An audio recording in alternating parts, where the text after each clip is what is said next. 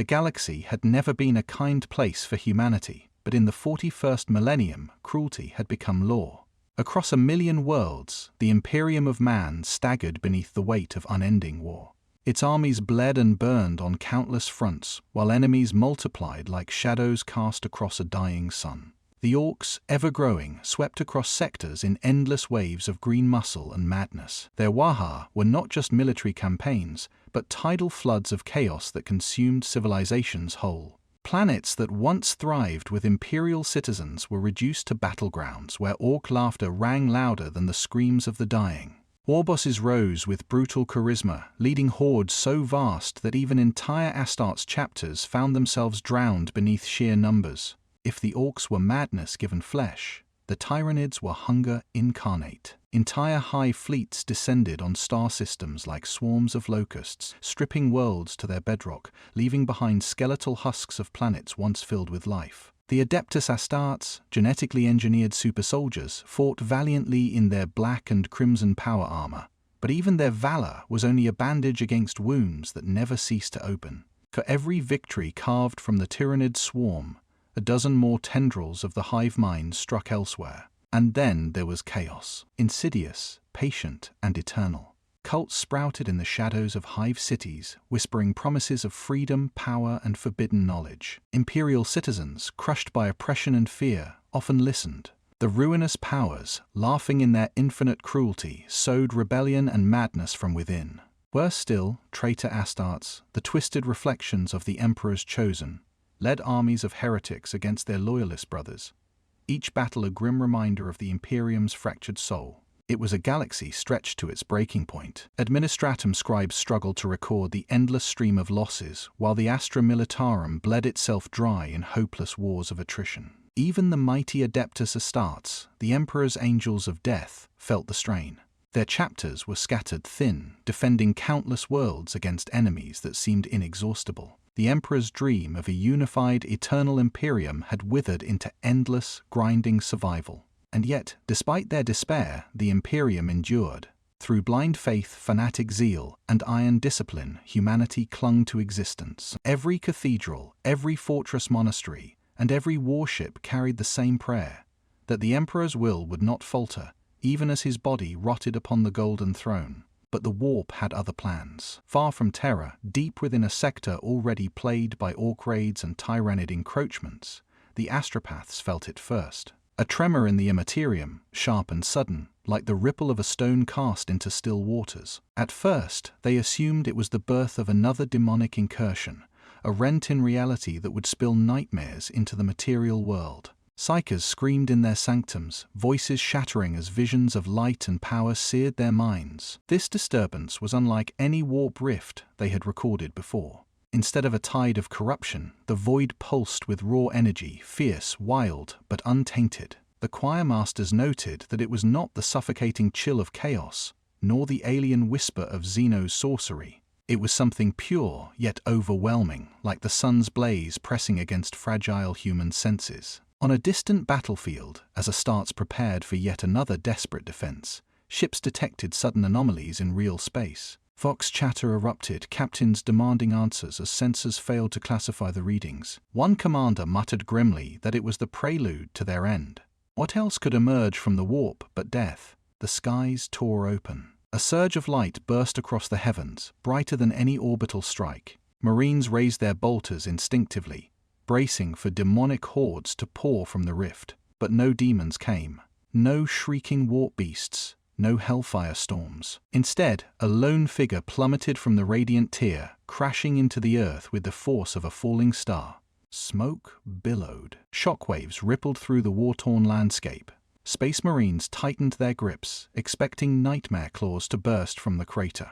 But the battlefield grew eerily quiet, broken only by the hum of residual energy that made even hardened Astartes uneasy. Out of the dust, a silhouette began to move. A man or something like a man.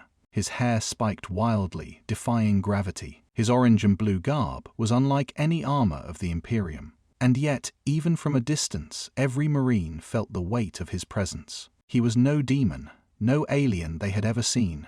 His very aura thrummed with life, strength, and something terrifying in its purity. The Imperium had prepared for another horror. What they received instead was something stranger, hope wrapped in mystery, power cloaked in cheer. The smoke lifted slowly, carried on the acrid wind of a war-torn battlefield. Space Marines advanced in formation, bolters raised, every sense sharpened for the abomination they expected to emerge. The warp rarely delivered anything but corruption, and centuries of battle had conditioned them to react with lethal certainty. But what rose from the crater was not a demon prince with twisted claws, nor a Xenos beast dripping ichor. Instead, a lone man straightened his back, brushed ash from his strange clothing, and smiled. His wild, gravity-defying hair framed a face far too human, far too casual for the circumstances. His gi of orange and blue seemed absurdly bright against the blackened earth, a splash of color in a universe painted in blood and steel. "Whoa," the stranger said, stretching his arms overhead as if waking from a nap. "That was a crazy landing. Where am I, anyway?" The Marines froze. His words, casual and cheerful, clashed violently with the atmosphere of suspicion and dread. Helmets turned toward one another, vox channels buzzing with terse exchanges. Some muttered that it was a trick, a demon wearing a false skin.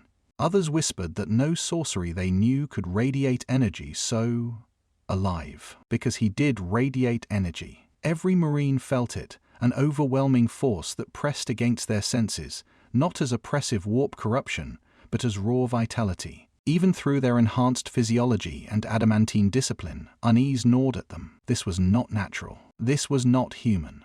The stranger, however, seemed oblivious to their fear. He waved casually at the armored giants, his grin unshaken. "Hey there. You guys look tough.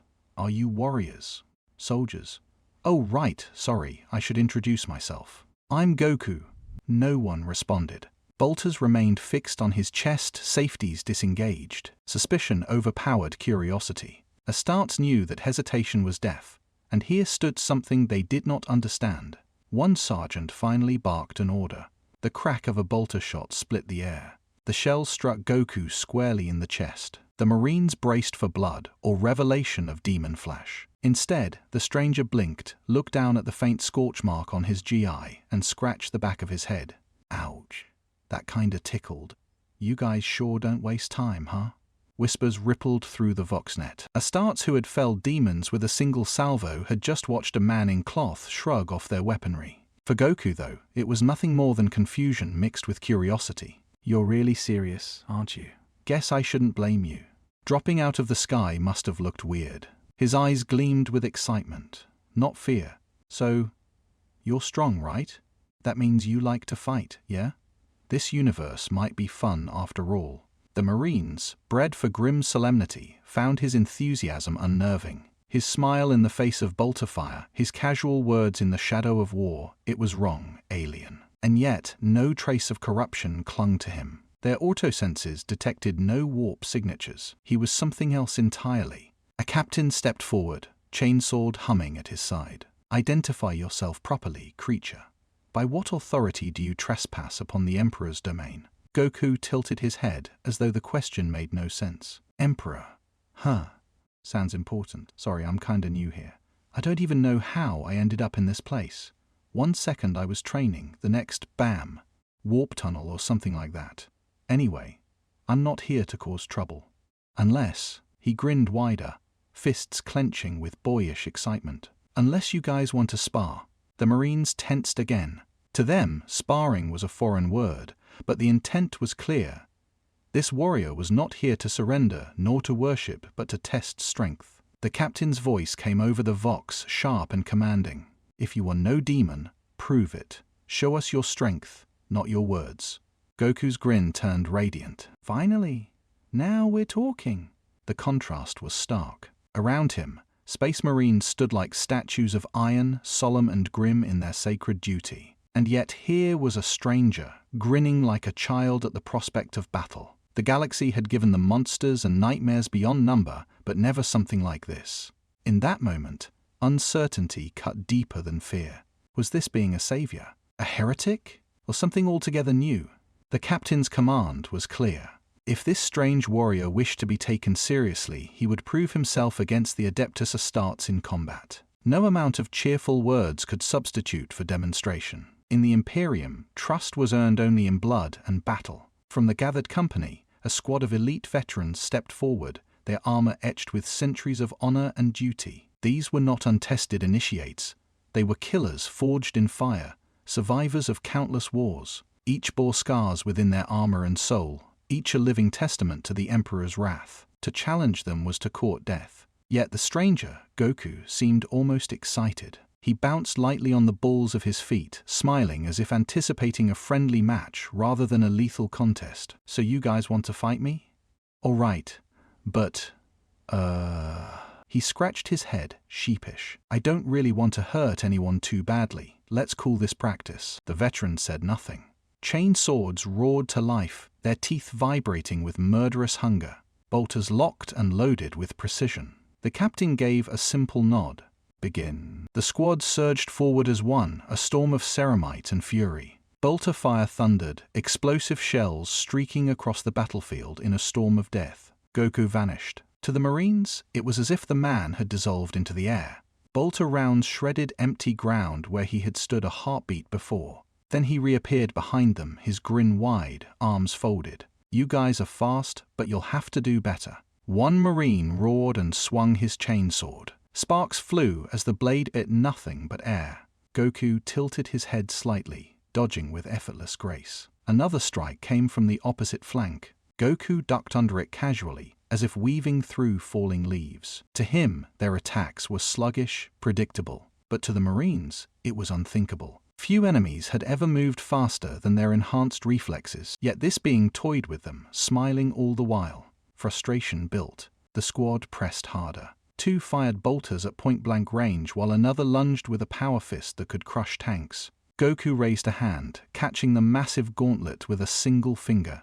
The Marine strained, servos whining, but Goku barely noticed. "You're strong," Goku said warmly, "but you're holding yourselves back. Don't be afraid to give it your all." Enraged, the Marine threw his full weight into the blow.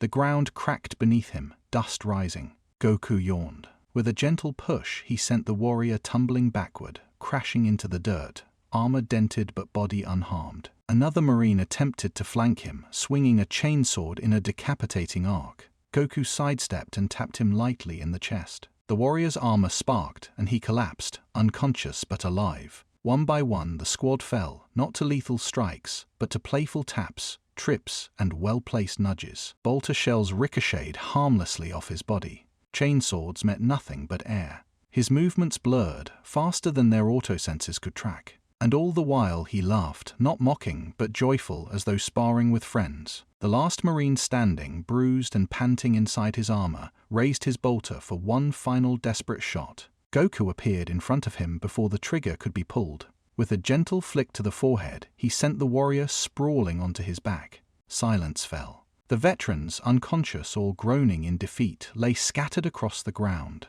The captain stood frozen, disbelief gripping him like a vice. The Astartes were the Emperor's chosen, engineered to be the pinnacle of humanity's might. And yet, this stranger had dismantled them without breaking a sweat, without malice, without even a serious expression. Goku stretched, exhaling with satisfaction. "That was fun. You guys are tough, but you've got so much more potential. I can feel it." His grin softened into sincerity. "If you train with me, I think you can get way, way stronger."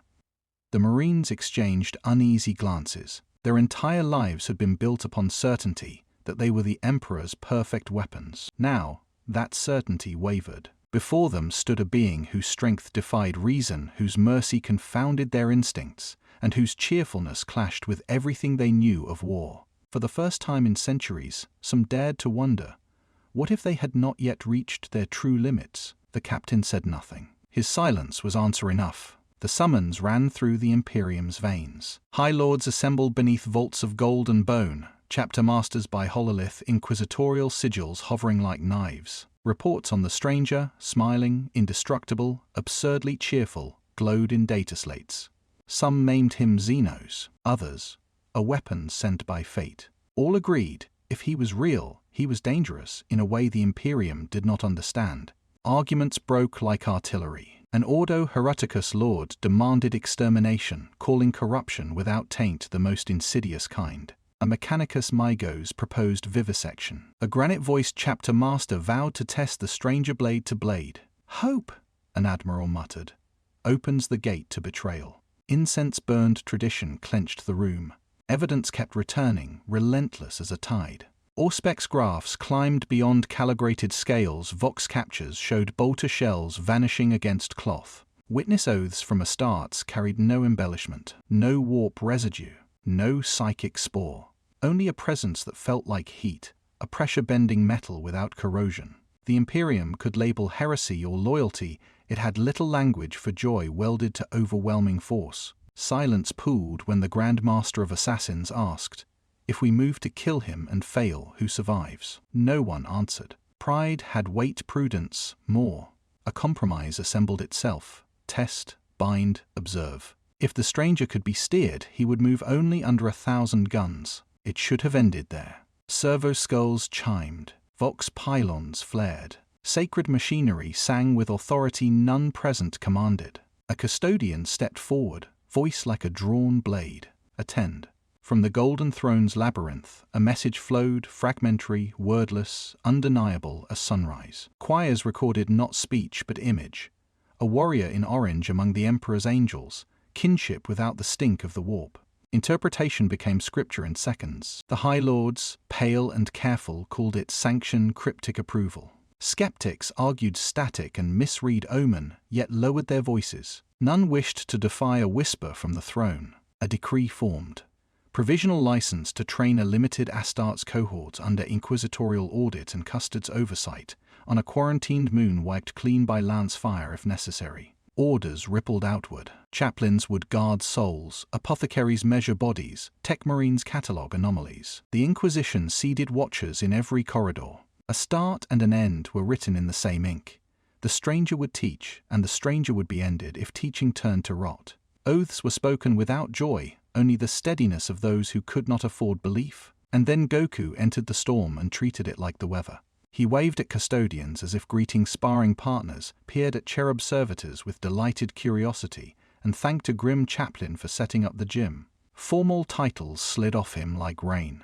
"I'm happy to help," he said, sincerity bright as a flare. Several officers blinked, as though happiness were a dialect they had never studied. The mood did not soften, but something shifted, like a locked gate discovering it still had hinges. The Astartes present felt it first.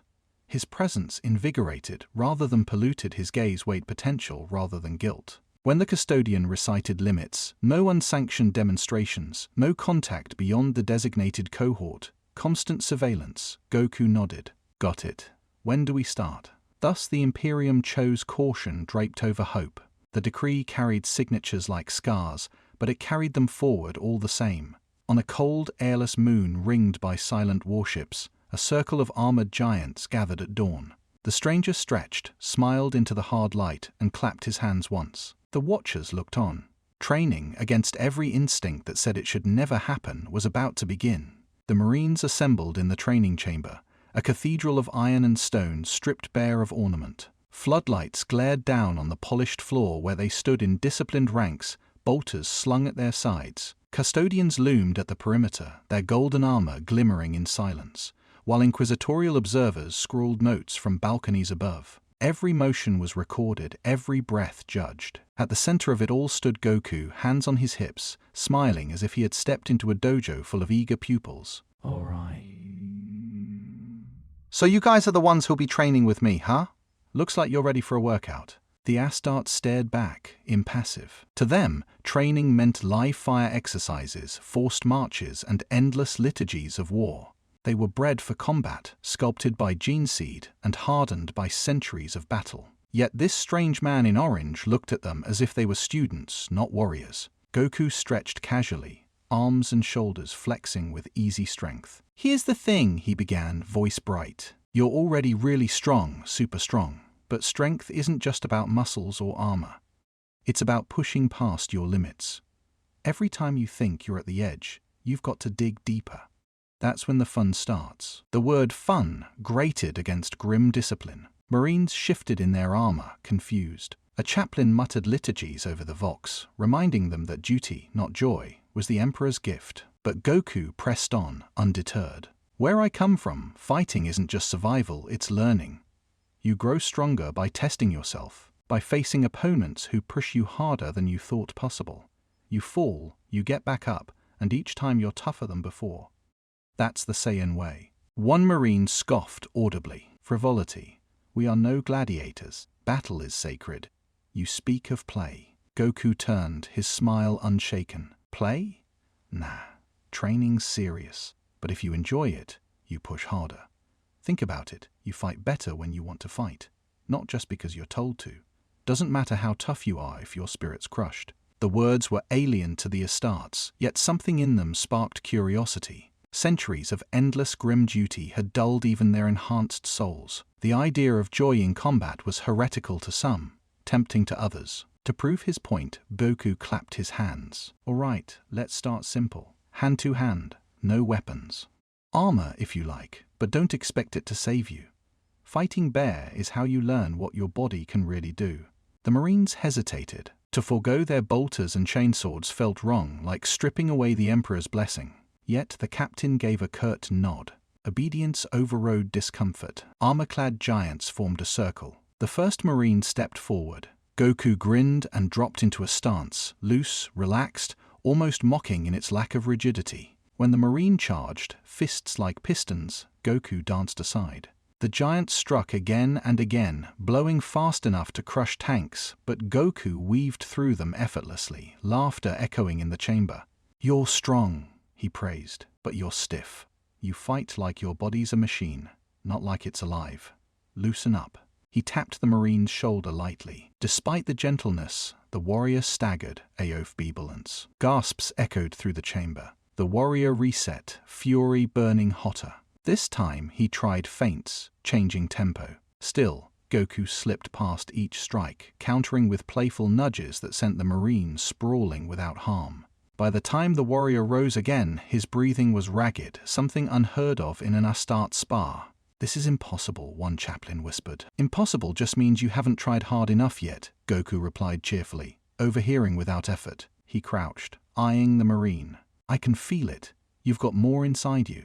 You're holding back. Stop fighting like a soldier. Fight like a person who wants to grow stronger. The words struck deeper than the taps. For centuries, these men had been stripped of individuality, bound by discipline and duty. To hear a stranger tell them to embrace personal will, to grow for themselves, was intoxicating, terrifying. When the Marine charged again, something shifted. His movements grew less rigid, more instinctive. He flowed rather than stomped, reacting rather than reciting doctrine. Goku smiled wider, meeting him with a flurry of blocks and evasions, each clash ringing with new energy. At last, Goku stepped back, satisfied. See, that's it. You've got potential. All of you do. But you've got to push harder, laugh harder, and fight harder than you ever thought possible. That's the Saiyan way. The Marines stood silent, the echoes of his words heavy in their chests. For the first time, they wondered if their training, the sacred drills of millennia, was not the end of strength, but only the beginning. Above them, inquisitors whispered in alarm, chaplains muttered exorcisms, and custodians watched with impassive gold. But in the hearts of the Astartes present, something dangerous and exhilarating had been planted. Hope beyond limits. The training chamber felt different on the following day. The Marines entered in silence, armor polished, minds grim, yet beneath their discipline ran a current of unease. Yesterday, Goku had shattered their certainty with his strange philosophy. Today he promised to show them something stranger still. He stood before them barefoot, hands clasped casually behind his head, radiating that same untamed vitality. "All right," he began, voice bright, "you've got strong bodies, strong discipline, but there's something else inside you. Something you've probably never tried to use. It's called Kai." The word fell flat against the cold walls. Marines shifted, uneasy. A chaplain's growl rumbled over the vox. Sorcery. Goku shook his head. Not sorcery, not magic, it's your life force. Everyone has it. It's the energy that makes you move, breathe, fight. Most people never learn to use it. But if you do, his smile sharpened. Well, you'll be surprised at what you can do. Skepticism was immediate. A Marine muttered, "We are the Emperor's weapons. Our strength is gene-forged, not superstition." "Then prove it," Goku replied easily. He dropped into a stance, hands cupped. Energy began to swirl between his palms, faint at first, then blinding. Blue light condensed, humming with power. The floor vibrated as he held a glowing orb of Kai before them. This isn't sorcery, it's me. It's life, focused. With a flick, he released the orb. It streaked across the chamber and exploded against a reinforced wall, leaving a smoking crater in ceramite. The Marines froze. Even bolter fire couldn't have left such damage on the sacred training walls. The custodians at the perimeter stirred uneasily, though none moved. Inquisitorial scribes scrawled furiously, their pens trembling. "Your turn," Goku said cheerfully, clapping his hands. The Marines attempted to imitate him. They raised fists, cupped hands, growled with effort. Nothing happened. Minutes stretched into hours. Sweat dampened their armor under the strain. Some scoffed, others cursed. "A parlor trick," one spat. "This is folly." But then it happened. A Marine, fists clenched in frustration, slammed his gauntlet against the floor. Instead of the usual dull impact, a shockwave rippled outward. The ground cracked, spider webbing beneath him. Dust and sparks rose. His eyes widened inside his helm. He flexed his fingers, energy still buzzing faintly through them. The chamber fell silent. For the first time, something impossible had happened. Not by warp taint, but by their own will. Goku beamed. "See?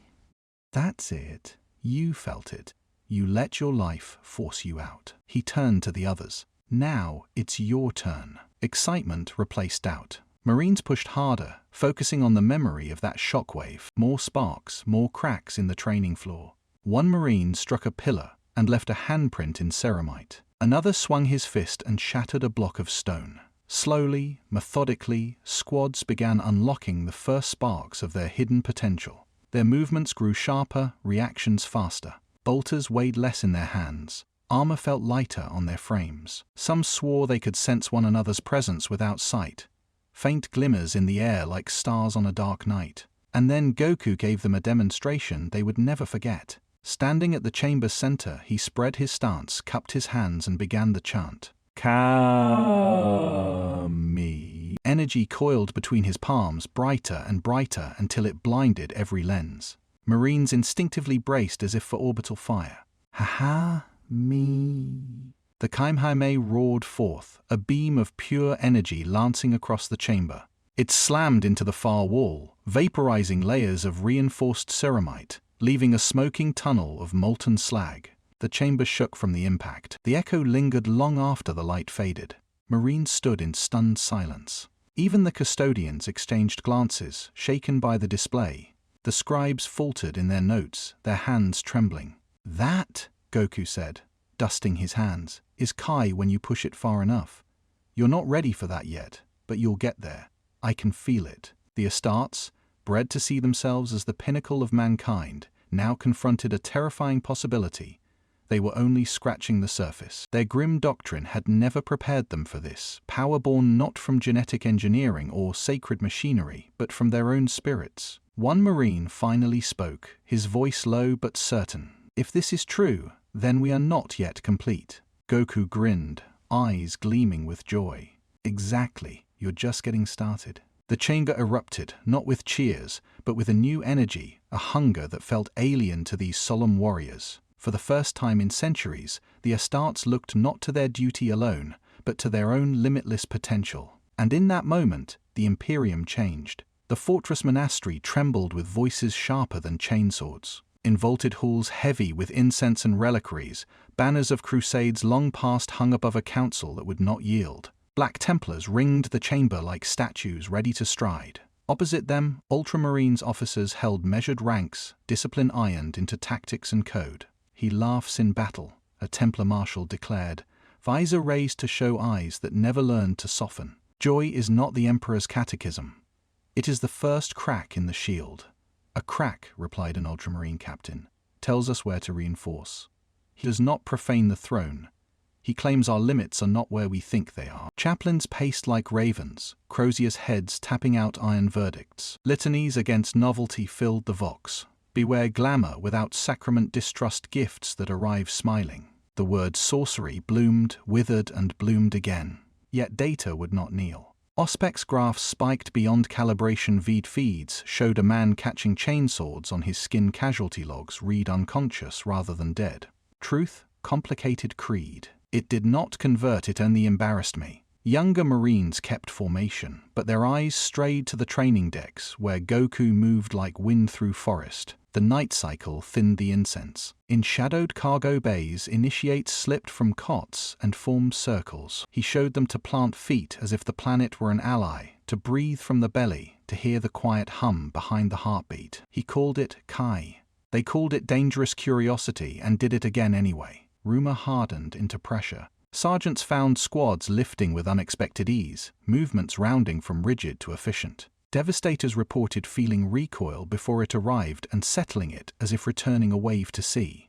Apothecaries read vitals like coiled springs. Faster healing, steadier breath, a warmth under the skin that was not fever. None of it matched liturgy or lecture. All of it work. Chaplains doubled the hymns. Tech Marines triple-checked wards. Custodians watched and did not blink. Goku avoided the council chamber. He sparred in courtyards where anyone could judge. Chainswords met forearms and veered aside. Bolters barked blanks he swatted like gnats. He praised stubborn footwork, corrected tight shoulders, bowed to insults as if they were compliments, and thanked spectators for their time. It was not an argument. It was an invitation. Come see what you might be if fear loosened one finger from your throat. The fracture widened. Black Templars sealed a chapel and renewed oaths against witchery, carving fresh scripture into their pauldrons. That same hour, 3 mixed squads formed a circle on a maintenance deck. Goku spoke softly, and the giants listened. Do not fight the ground, borrow it. Do not smash the air, cut through it. When a doubtful initiate struck a practice post and split it to the core, silence rang like a bell. The boy stared at trembling hands as if they had introduced themselves for the first time. A watcher in the gallery hissed heretic and fled to file the accusation. By morning, the fortress closed like a fist. Doors locked. Custodians took station at thresholds that had never needed guarding. Orders cascaded. Cease unsanctioned sessions, submit to chaplaincy review, purge unverified practices. Compliance resumed its familiar rhythm, heavy as marching boots. Beneath it ran a lighter counterbeat, quick and secret, a hunger to keep learning before the chance was smothered. On the parade ground, beneath a sky the color of forged steel, the marshal and the captain faced one another. Exile him, the marshal said. Better a weaker Imperium than a damned one. Or, the captain answered, a stronger Imperium than we remember possible. Indeed. Alarms scythed the air, shrill, unambiguous. Auspex relays screamed contact. A wound opened above the horizon, bleeding colors mortals were never meant to name. Demon engines spilled from the tier, chains shrieking. Arguments evaporated. Bolters rose. Liturgies began. Whatever verdict awaited the smiling heresy, the battlefield would speak first, and the battlefield never lied. The resistance had not broken Goku's resolve, it had clarified his purpose. He stood before the assembled Marines in a chamber ringed with banners of the Emperor, sunlight filtering through stained glass that painted the floor with shards of crimson and gold. Custodians loomed in silence, inquisitors scribbled from balconies, and chaplains muttered litanies like chains rattling against change. Yet Goku's smile was as bright as ever, his stance as relaxed as if he were back home on Earth preparing for a friendly spar. You fight for your emperor, he began, gesturing to the towering statues of imperial heroes, and that's good. Loyalty's important. But strength isn't just about fighting for someone else. It's about pushing yourself so far that you surprise even yourself. When you grow stronger, you don't just serve your emperor better, you become something greater than you were yesterday. The words hung heavy.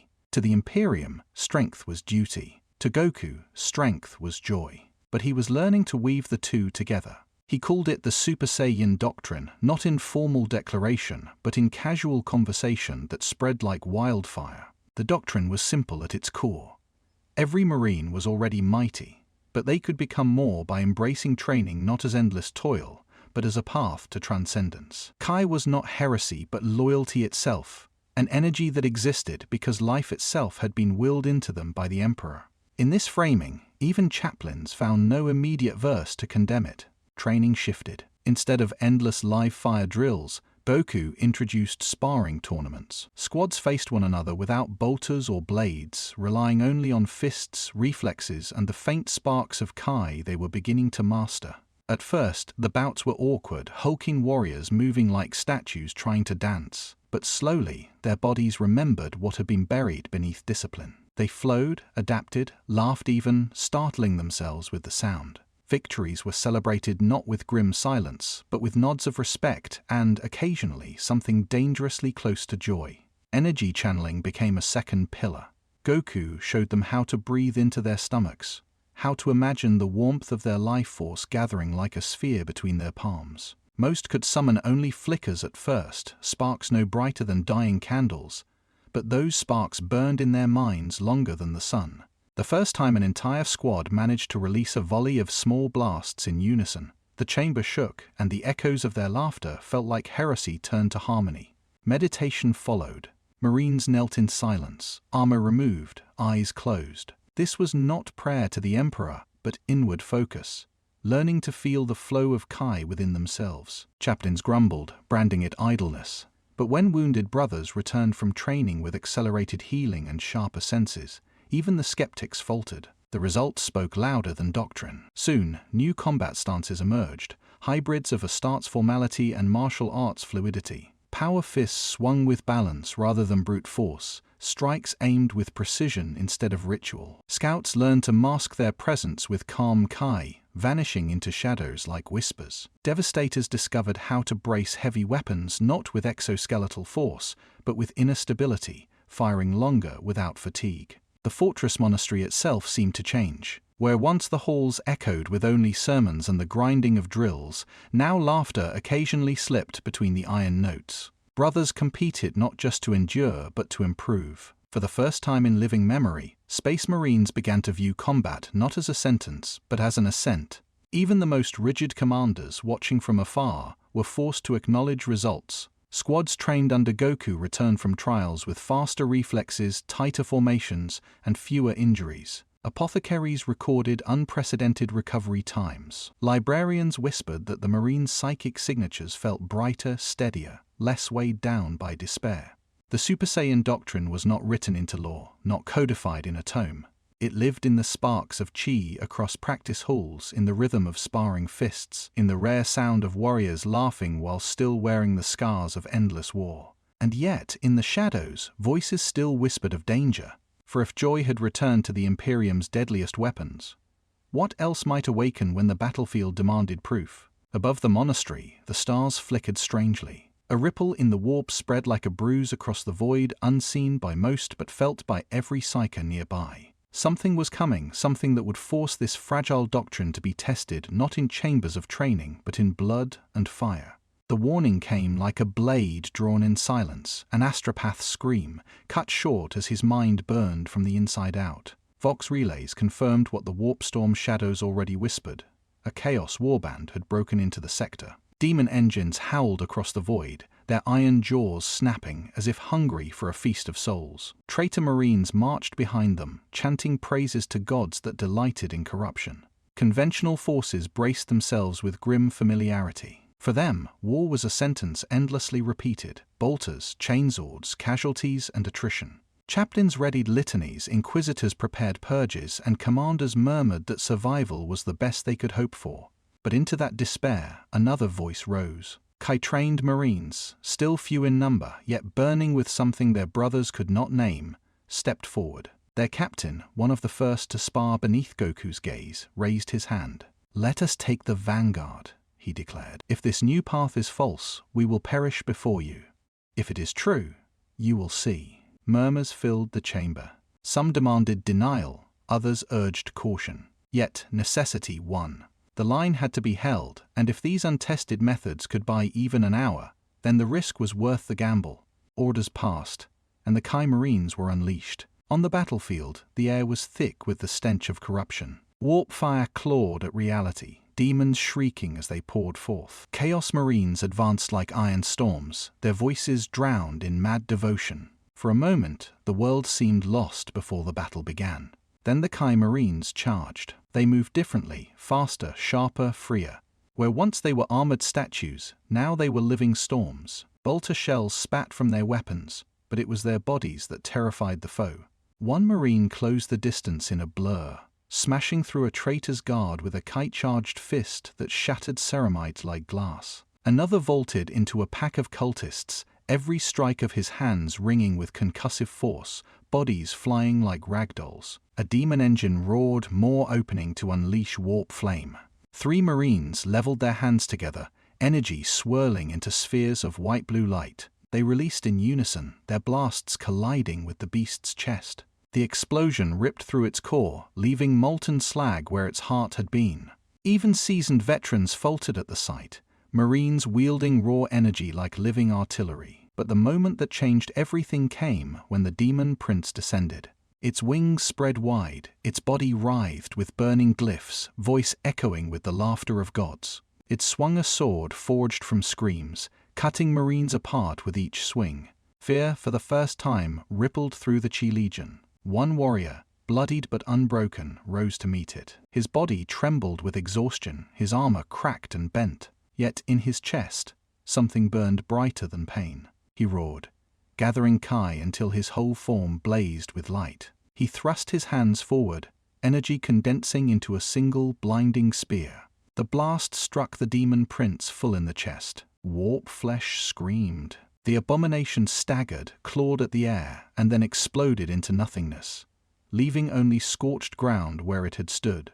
Silence held for a breath. Then the Marines roared, not in joy, but in something deeper, vindication. The battle raged on, but the tide had turned. Chaos reeled, their formations broken by warriors who no longer fought like men of iron, but like forces of nature. By day's end, the warband lay shattered. Demons fled back into the warp, their masters torn apart, their engines gutted by Kai. When the smoke cleared, the Kai Marines stood bloodied but alive. Their captain raised his blade, Kai still sparking faintly from his armor.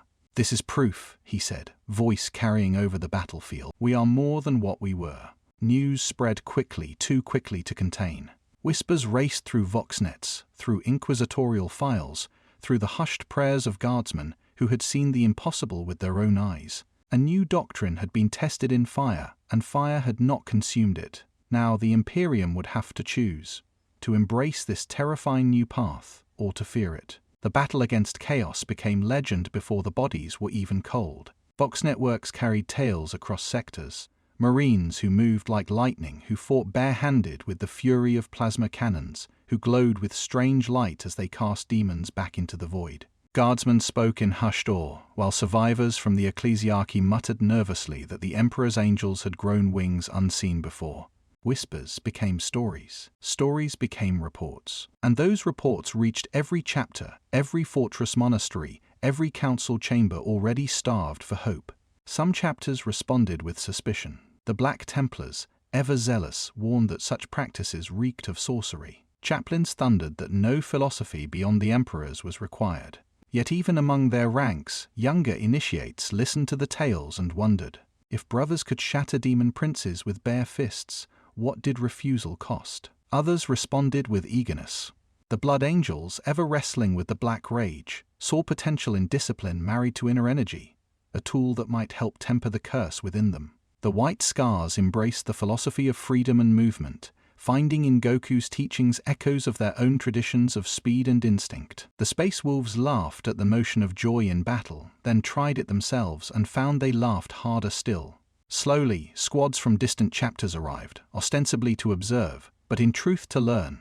They joined the training halls, first skeptically, then hungrily. Goku welcomed them without question, pairing Ultramarine with Space Wolf, Blood Angel with Dark Angel, until their rivalries dissolved into shared sweat and bruises. Scenes once unthinkable unfolded daily. Astartes meditated in silence, their vast armored frames still as mountains, the only sound the rhythm of their breaths. Others sparred barehanded, fists crushing with thunder, then rising afterward with laughter instead of grim silence. For warriors bred to know only solemn duty, the rediscovery of camaraderie felt both alien and intoxicating. Custodians watched from the edges of the halls, their golden helms betraying nothing. Inquisitors kept their pens busy, eyes sharp for any sign of corruption. Yet results whispered too loudly to ignore. Combat drills ended with fewer injuries. Reaction times soared. Even apothecaries admitted, under oath, that the Marines' recovery rates defied precedent. Still, with progress came division. Traditionalists sneered that these Kai-trained warriors had lost their gravitas, trading the sacred iron of their purpose for foreign tricks and undisciplined laughter. They claimed that Goku's doctrine weakened the Imperium's soul even as it strengthened its body. But others whispered of renaissance. For the first time in millennia, the Astartes seemed less like relics of the Emperor's past and more like seeds of something new. The phrase Kai Legions began as derision in an inquisitor's mouth. Within weeks, Marines wore it as pride.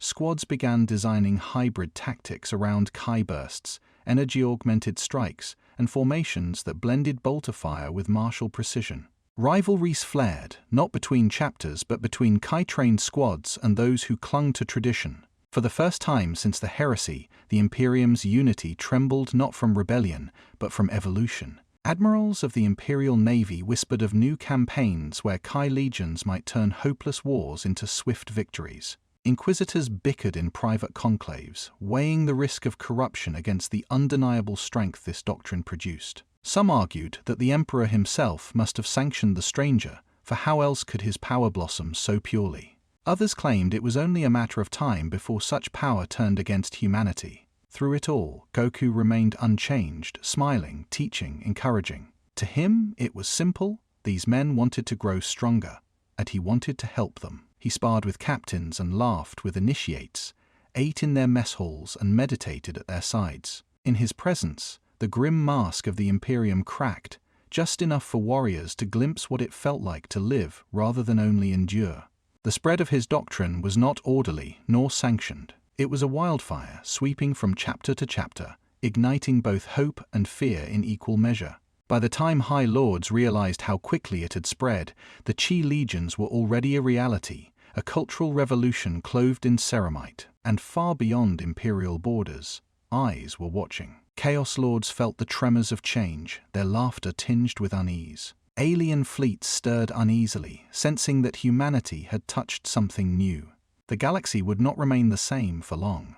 The first time a full company of Kai-trained Marines entered a battlefield, it felt as if the galaxy had shifted on its axis. No longer did the legions advance like immovable walls of ceramite, relying on bolters and sheer durability to grind down their foes. Instead, they moved like a storm given flesh, fluid, precise, and terrifyingly efficient. Formations that once marched in rigid squares now flowed like rivers. Goku had shown them how to sense one another's Kai, and with that awareness came coordination no Vox Link could match. Squads moved in perfect harmony, dodging fire before it landed, anticipating their brothers' movements as if they shared a single mind. What had been drilled discipline was now instinct sharpened to a supernatural edge. Bolters still barked, but they were no longer the sole answer.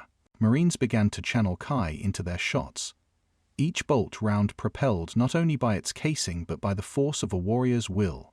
A volley that once felled a handful of enemies now scythed through entire formations, rounds detonating with explosive force far beyond their standard capacity. Heavy weapon specialists reinforced their shots with surging bursts of Kai, their devastator squads firing as if guided by the wrath of the sun itself. The most shocking innovation came from coordinated barrages. Goku taught them to align their Kai as one, to pool energy into collective waves. Entire squads cupped their gauntleted hands, spheres of blue light glowing brighter with each heartbeat, before unleashing beams in unison.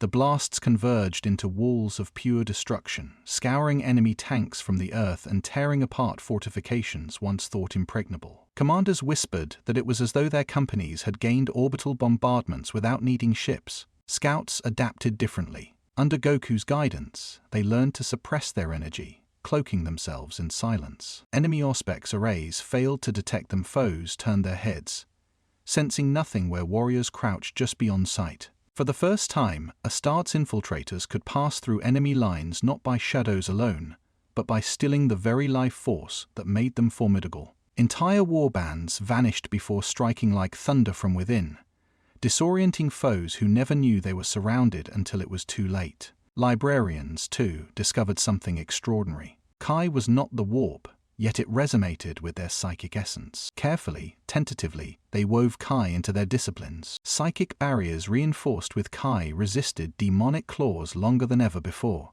Flames of the Imperium burned brighter, steadier, less tainted when fueled with a foundation of life force. Some even began to heal their brothers mid-battle by channeling Kai into stabilizing wounds. To witnesses, it was indistinguishable from a miracle. It was not without cost. Channeling Kai pushed bodies and minds to their limits. Some Marines collapsed in exhaustion after battles, armor sparking as it strained to contain their surging energy. Others lost control mid-fight, their blasts detonating too early, scorching allies along with enemies. Apothecaries reported sudden fluctuations in physiology, hearts beating too fast, muscles tearing under sudden surges of power. The doctrine was raw, dangerous, but undeniably effective. Inquisitors began to murmur. Was this truly evolution or corruption by another name? Could men who wielded such alien techniques remain loyal? What separated these Kai Marines from psychers or mutants the Imperium so ruthlessly purged? These questions spread through the upper echelons of imperial power, whispered in council chambers while soldiers in the field cheered their victories. The Astartes themselves, however, embraced the change. For the first time they felt unshackled from the rigid predictability of their millennial doctrines. War became a canvas, and they painted with speed, precision, and light. Pride swelled among them, not only in their victories but in their ability to grow beyond the limitations they once accepted as law. And through it all, Goku encouraged them, never faltering in his belief. "You're stronger than you think," he told them after each battle. "But don't stop here. The more you train, the more you'll surprise yourselves. The fight never ends, so why should your growth?" The galaxy watched, victories stacked where once defeat had been expected. Kai legions turned desperate defenses into triumphant assaults. Enemies fled before the sight of glowing warriors who fought with laughter as much as fury. Yet in the shadows, doubt lingered. Admirals, inquisitors, and chaplains alike wondered. Had humanity discovered a path to transcendence, or had it stepped onto a road that would strip them of everything that made them human? Far away, deep within the warp, the ruinous powers stirred. The echo of chi struck chords they did not understand, and they resolved to twist it into something vile. For if the Imperium had found new strength, chaos would not remain idle. In the Imperium, nothing escaped notice. The ripples caused by the K legions spread far beyond mortal sight, stirring currents of the warp like blood dropped into an ocean of predators. The ruinous powers turned their gaze upon the Imperium's sudden change, and each, in their own terrible way, hungered for it. Khorne bellowed first, his fury reverberating like the clash of a billion axes. He despised sorcery, yet the raw ferocity of Kai appealed to him in its simplest form. Strength born of battle, warriors straining beyond their limits. That mortals dared to wield such might without offering it in slaughter enraged him. In his brass citadels, demonic champions roared their oaths to prove themselves stronger than these glowing warriors. Bloodletters sharpened their blades on the bones of fallen foes, eager to spill blood in a challenge worthy of their god's wrath. Tizinchi watched with patient delight. To him, Kai was not just energy but opportunity. If mortals could channel life force into power, then it could be twisted, corrupted, redirected. Plans formed within plans. Cults would be seeded with whispers of inner strength. Then, guided into mutation, captured Marines would be forced to channel their Kai into demonic engines. Sorcerers would pervert the discipline into warped imitations that bound life essence to chaos itself. The architect of fate cared not whether the Kai legions flourished or fell, only that the galaxy's future could be rewritten through them. Slaanesh purred at the revelation, drunk not on Kai itself but on the emotions it stirred. Joy in battle, exhilaration in growth, the intoxicating thrill of surpassing one's limits. These were delicacies sweeter than any sensation of flesh. Already, the Prince of Excess sent whispers to corrupted psychers, urging them to chase that thrill until it consumed them. If Marines could glow with power through discipline, why not through ecstasy? The seeds of corruption were already sown in the cracks between devotion and joy. Even Nurgle, slow and patient, rumbled with curiosity. What better irony than to take vitality itself and twist it into rot? He imagined warriors whose Kai burned like green fire, power that infected and lingered long after the body had fallen. To the Plague Father, the spread of Kai across the Imperium was less a threat than a garden in bloom, ripe for pruning, twisting, and spreading spores of despair. It was not only the gods who noticed. Their mortal servants, ever eager to please, began their own experiments. In the demon-haunted forges of a warband sworn to Tezin Te, A sorcerer labored over chained captives. Astartes taken from failed battles were bound in circles of fire, their bodies pierced by runes of torment. He demanded they release their life force, forcing them to attempt Kai manipulation while siphoning their essence into warped machinery. Most died screaming, but some flared with unstable power, their sparks captured in crystal prisons that pulsed like beating hearts. He called them seeds, seeds that would one day sprout into warriors who wielded chaos-forged Kai. Rumors of these horrors leaked even into Imperial lines. Inquisitors whispered that the gift Goku had brought was not a blessing but bait. If chaos could mimic Kai, could the Imperium truly trust it? Chaplains seized on these doubts, preaching that joy in battle would soon rot into heresy. The very victories that had stunned the Imperium into silence now seemed double-edged, their glow casting long shadows of fear. The Kai legions themselves felt the unease. Marines who had embraced meditation and sparring now wondered if their strength was still their own. If enemies learned to channel this same energy, were they still unique? Or had they simply opened a door that no one could close? In the warp, laughter echoed. The game had shifted. The Imperium had gained power, but in doing so, it had given chaos a new shape to wear. And soon, the galaxy would see not just glowing warriors of hope, but dark reflections, burning with Kai twisted beyond recognition. The order came stamped with the seals of the High Lords, its language cautious yet laced with urgency. Ork War had swallowed entire sectors, choking supply lines and tearing apart guard regiments by the millions. Conventional campaigns had slowed, ground down by sheer numbers and brute savagery. The Imperium needed a weapon swift enough, sharp enough, to cut through the green tide before it consumed another 100 worlds. The decree was clear. The Kai Marines would be unleashed, not as an experiment this time, but as the spearhead of a sanctioned crusade. They called it the First Kai Crusade. Goku greeted the announcement with boyish enthusiasm, grinning ear to ear. To him, it was nothing more than another chance to test his students in real combat, a live tournament where victory meant survival. To the Imperium, however, it was unprecedented, an unspoken gamble that could either vindicate the Super Saiyan doctrine or doom it as heresy.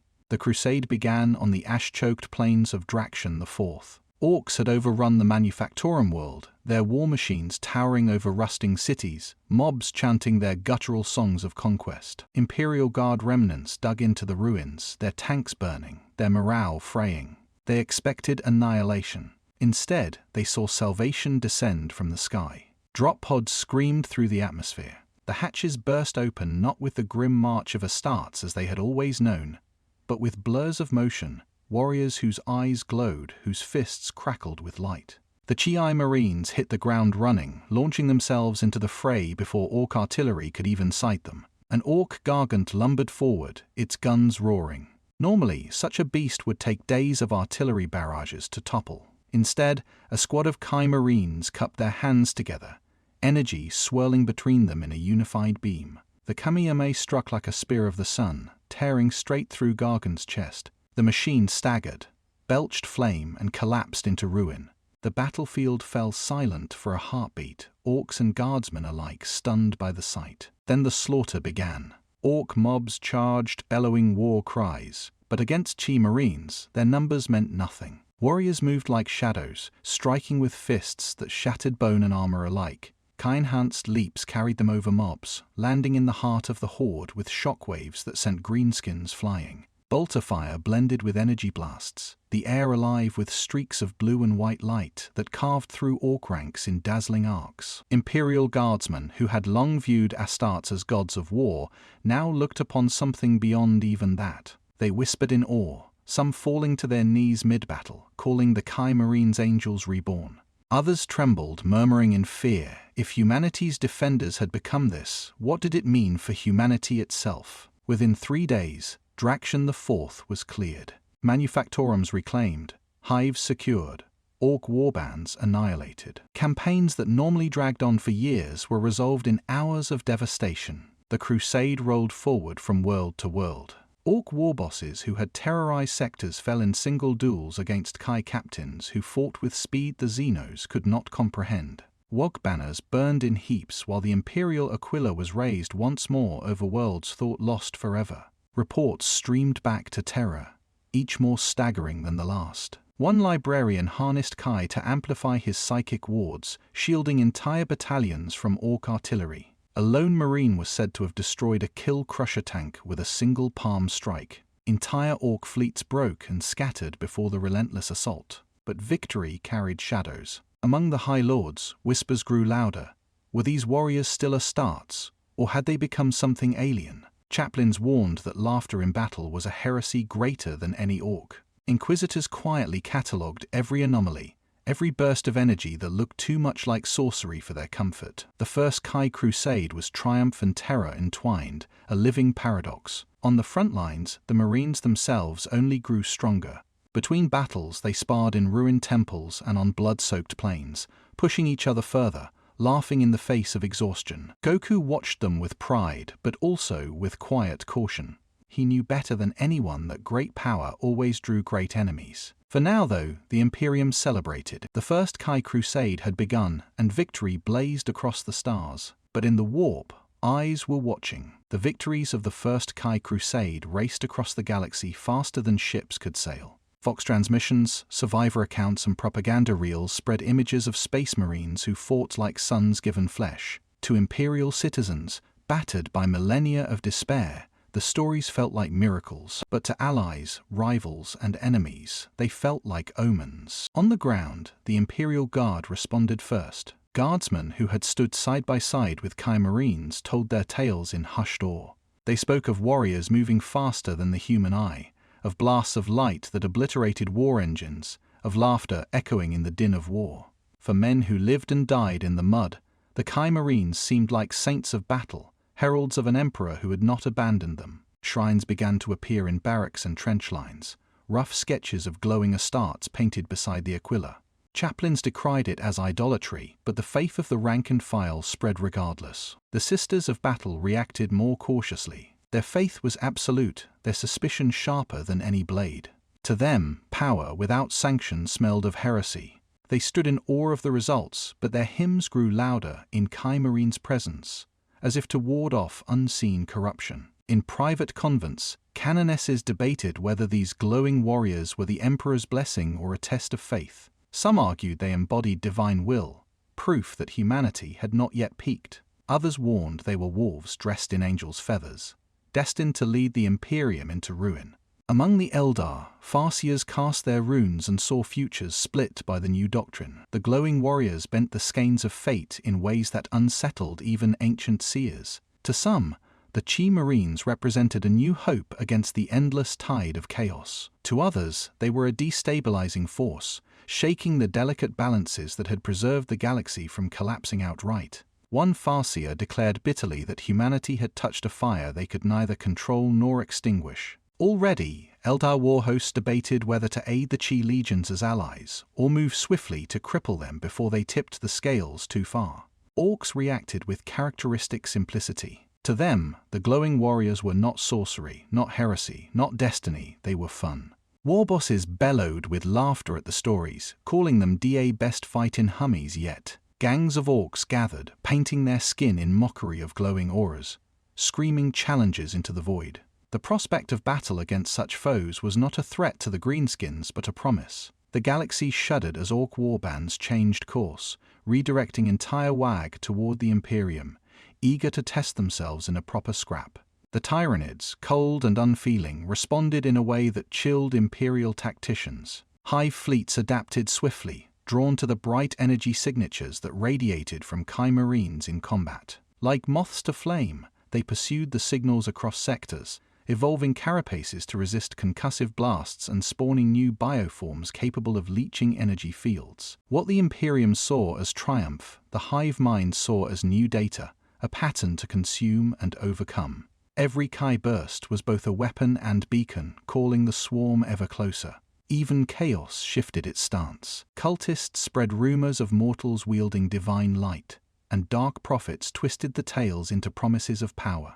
Some claimed the glowing warriors were already servants of the dark gods, their joy in battle a hidden gift from Khorne, their energy a new form of sorcery. Others saw them as rivals who must be broken or corrupted. In the warp, demons sharpened claws in anticipation of new prey. The political ripples spread within the Imperium as well. Admirals of the Navy began to request Kai Marines as attachments to their fleets, believing them key to breaking enemy blockades. Planetary governors whispered of campaigns that could be won if only the legions came to their worlds. Yet inquisitors saw danger in every report, and high lords argued in secrecy whether the Chi Marines represented humanity's salvation or its undoing. The galaxy now spoke of the Chi legions in the same breath as primarchs and demigods. They were no longer an anomaly, they were a reality, and in being real, they had become a target. Every faction, human and alien alike, now moved to account for them. Allies prayed for their arrival, enemies plotted their downfall, and in the warp, darker forces whispered. If humanity had found a new path to power, then so too could its enemies. The Imperium was no stranger to division. For 10,000 years it had survived by balancing on a knife's edge of faith and repression. But the rise of the Chi legions tested that balance in ways even the heresy had not. Victories poured in from the front lines, but behind the walls of terror, those triumphs carried the weight of scandal. Chapter masters split sharply in council. Some, especially those who had seen the Kai Marines firsthand, argued they were the only hope of reclaiming humanity's future. "We have reached a ceiling," one ultramarine commander admitted, voice heavy with reluctant awe. "This stranger has shown us that the ceiling was a cage." Others spat at the suggestion, branding the doctrine a poison that would unravel everything the Emperor had built. "Power without chains," a Templar marshal growled, "is heresy with a smile." The Inquisition fared no better. Radical factions praised the Chi legions as a miracle, proof that humanity could evolve beyond its current shackles. Puritans, however, warned that such power was indistinguishable from the warp's temptations. Reports of Kai flares looked too much like sorcery on Auspex readings. To them, it was only a matter of time before the line blurred beyond recognition. Debates turned to assassinations, schisms within schisms, as the shadow war of ideology threatened to ignite into bloodshed. The ecclesiarchy reacted with fury masked as prayer. Sermons across hive worlds denounced the Kai legions as false idols. Priests thundered that joy in battle was a blasphemy, that only fear and devotion to the Emperor preserved humanity. Yet their voices trembled with desperation, for outside their cathedrals, new cults were rising. Riots broke out as common citizens, inspired by tales of glowing Astartes, painted murals of Goku alongside the Aquila. They called him the Saiyan prophet, the one who had come not to judge, but to lift mankind higher. Shrines dedicated to Goku's likeness appeared in manufactorums and guard barracks. Guardsmen whispered his name in their oaths. Some prayed to him before battle, believing his teachings offered a more tangible hope than the Emperor's distant silence. The ecclesiarchy condemned these movements ruthlessly, but every execution only birthed more martyrs. The Imperium's faith had always been a weapon, now it was turning against itself. Meanwhile, Goku remained cheerfully oblivious. He trained Marines with the same boundless enthusiasm he always had, laughing as he sparred, praising their progress, and pushing them to surpass their limits. Politics and dogma meant little to him. He saw warriors growing stronger, and that was enough. He never realized that his simple joy, so alien to the Imperium's grim machinery, had become a lightning rod for ideological war. In the halls of power, whispers grew darker. Some feared that the Imperium stood on the brink of civil conflict, not from chaos corruption, but from internal fracture. Could the galaxy endure another schism like the heresy, this time sparked not by rebellion but by the promise of joy? Others wondered if this was the Emperor's plan all along. Had the stranger been sent as a herald of humanity's next step? Across the stars, the contradiction deepened. In one world, citizens hailed Kai Marines as saints, showering them with flowers as they marched. On another, mobs rioted against them, screaming that they were mutants who had betrayed the Emperor. Some chapters declared their full allegiance to the new doctrine, others threatened war against those who embraced it. The Imperium had gained victories it had not seen in centuries, but its soul was fracturing. Every Kai blast fired on the battlefield echoed across terror as an argument in a council chamber, a riot in a hive, a prayer shouted in desperation. The galaxy had entered a new age of war, and the Imperium now fought not only its enemies, but itself. The warp seethed with hunger. Where mortals saw battles won and victories gained, the ruinous powers saw opportunity. Chaos was change, and change demanded reflection. If the Imperium had found a new light to wield, then chaos would birth its shadow.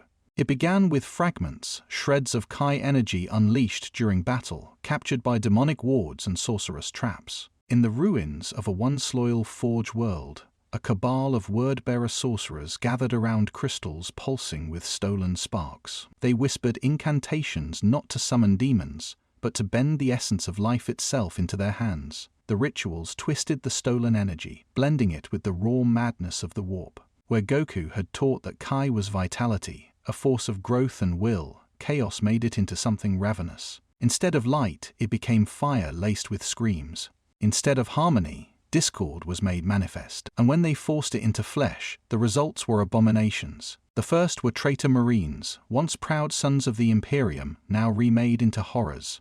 Their bodies bulged grotesquely, armor splitting as crimson veins of energy glowed through cracks in their ceramite. Their voices became shrieks of rage as corrupted Kai devoured their sanity. These warped creatures hurled blasts that tore rifts in reality, explosions laced with warp flame that melted stone and twisted time itself. The sorcerers called them warp-blessed berserkers. On the battlefield, their arrival was a nightmare. Loyalist Kai Marines, fresh from their triumphs, faced them first on the shattered moon of Kaldrith. At first, they thought the berserkers were merely chaos Astartes enhanced with sorcery. But when the first blast of corrupted Kai ripped a squad apart, bodies disintegrating mid-charge, the truth became undeniable. Chaos had mirrored them. A loyalist Marine charged, fist glowing with his own Kai strike, and clashed with a berserker. The impact tore the ground apart, the two forces locked like mirror images. Yet the berserker's energy was jagged, corrosive, devouring rather than pushing. Where the loyalist's aura burned steady like a flame, the corrupted version howled like wildfire, threatening to consume everything. The Marines staggered back, sickened by the realization. This was their power, reflected and perverted. Panic threatened discipline. For centuries, Astartes had faced foes with claws, fire, and corruption, but never had they fought enemies that wielded what looked like their own techniques. Squads who had trained for unity found themselves shaken at the sight of Kai twisted into madness. Some whispered in dread that perhaps the chaplains had been right all along, that the power they embraced was never theirs to hold, that it had always belonged to chaos, waiting to reclaim it. But Goku's voice rang over the carnage, bright and steady. He dropped into the fray, intercepting a berserker whose blast threatened to consume an entire company. His aura flared golden, shining through the warp's shadows. The corrupted energy snarled against his, sparks flying as purity met corruption. "This isn't your path," he shouted as he struck, fists blazing with disciplined Kai. The berserker's body shattered under the blow, its warped energy dispersing into nothingness. Yet even Goku's presence could not erase the fear now gnawing at the Kai Marines. For every berserker they cut down, more emerged, their numbers swelling as chaos refined its experiments. If Kai could be stolen, warped, and weaponized, then what guarantee was there that their own strength would not one day betray them? The psychological wound was as deep as the physical one. Warriors who had once laughed in training halls now trained in silence, haunted by the sight of their powers reflected in monstrous forms. Chaplains seized the moment, whispering that corruption was inevitable, that joy had blinded them to danger. The doctrine of hope began to fray. In the warp, Tizingche smiled, for he had achieved his goal, not only to corrupt Kai, but to plant the seed of doubt in those who wielded it. Khorne roared in delight at the endless bloodshed the berserkers promised, and Slanesh shivered with ecstasy at the despair their reflections sowed. The Imperium had gained power, but now chaos had matched it. And worse, the Chi Marines no longer knew if they were wielding a gift of life, or a temptation dressed as light. The Tyranids had no sermons, no politics, no pride. They needed none. Where other enemies reacted with fear, ambition, or rage, the hive mind simply observed, learned, and reshaped itself. Kai, so bright on the battlefield, was a beacon the swarm could not ignore. To the Tyranids, it was not philosophy or miracle, it was food, data, and a threat to be consumed. It began with the first hive fleet that crossed paths with a Kai legion. The Marines met the Xenos with confidence, their blasts tearing through endless waves of gaunts and their fists shattering carapaces like brittle glass. At first, it looked like another swift victory. Then the changes began. From the shadows emerged new organisms, twisted and strange even by Tyranid standards. At their center stood a towering synapse beast, its crown of bone pulsating with eerie light. As it roared, a ripple spread across the battlefield, invisible but undeniable. The Marines felt it instantly, their Kai flares faltered, blasts sputtering mid-flight, strikes losing some of their brilliance. It was as if the very air smothered their energy. "Feels heavy," one Marine grunted, his aura dimming. Goku's eyes narrowed. "They're learning."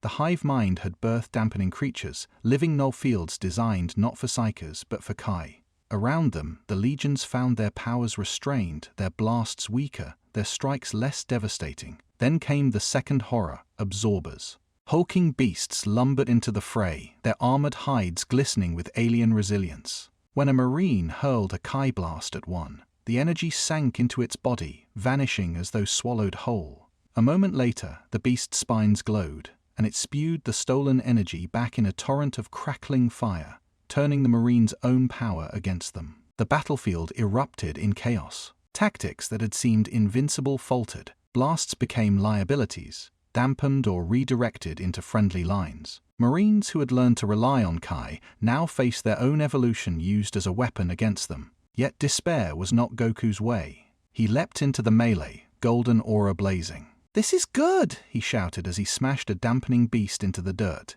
"Don't see it as a wall, see it as a chance to climb higher. If they've adapted, then we'll adapt harder." Inspired, the Marines shifted tactics. Instead of raw power, they relied on speed, mobility, and creativity. They feinted energy strikes to bait absorbers, then closed with fists and blades before the beasts could respond. Scouts learned to identify the synapse nodes controlling dampeners, targeting them with surgical strikes. Librarians experimented with blending psychic will and Kai, pushing their blasts past suppression fields in jagged bursts. The battle dragged on for days, but the Chi Marines proved they were not just stronger, they were smarter. Each adaptation the hive mind deployed forced them to grow sharper, leaner, more versatile. By the campaign's end, the Tyranids lay shattered, but the Marines knew the war had only begun. The unsettling truth was clear. Kai had not simply empowered humanity. It had awakened something new in their enemies. The hive mind now hunted them not just for biomass, but for the light within their bodies. Every battle would summon fresh adaptations, new horrors born to counter every technique they mastered. On the starships afterward, apothecaries whispered uneasily that the Tyranids had begun an evolutionary arms race humanity could never escape. For every wall Goku helped them climb, another would rise. But Goku only smiled, clapping a Marine on the shoulder. That just means more training.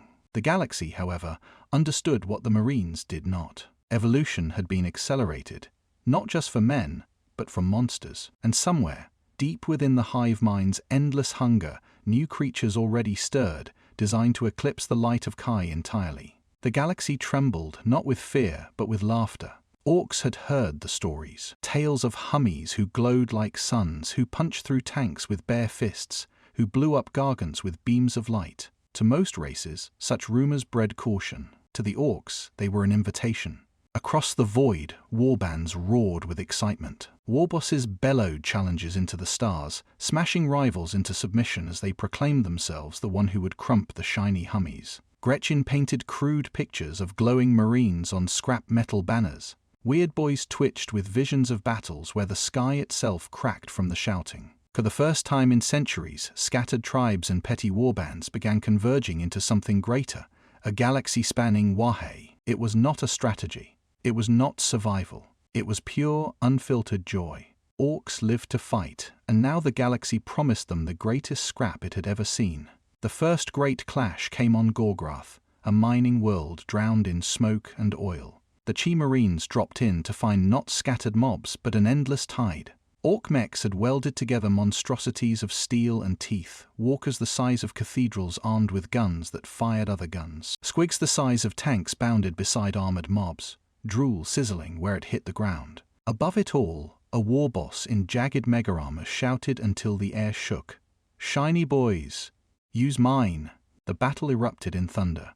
Orks charged in waves, bullets filling the sky until it became a storm of lead. But the Kai Marines surged forward, a blur of golden light and ceramite. They cut through mobs with Kai-empowered strikes, their blasts ripping apart trucks and shredding Dakajets mid-flight. To the Orks, every display of power was not terror, but fuel. "Did you see that?" He blew up Da Gargant with his hands. one yelled before diving headlong at a marine. Even as hundreds fell, their laughter never stopped. The louder the Kai Marines shone, the harder the Orks fought. One Marine struck an Ork knob so hard the ground cracked in a crater.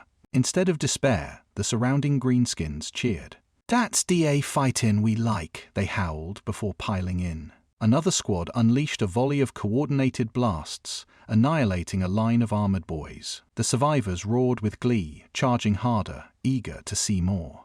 Even the war bosses reveled in it. One squared off against a Kai captain, trading blows that shattered buildings. The Orks' laugh boomed louder with each strike. Finally, a Hume worth fightin'. He crowed as the Marine's fist lit his armor like molten slag. For the Imperium's commanders, the sight was terrifying. Every victory only fed the fire.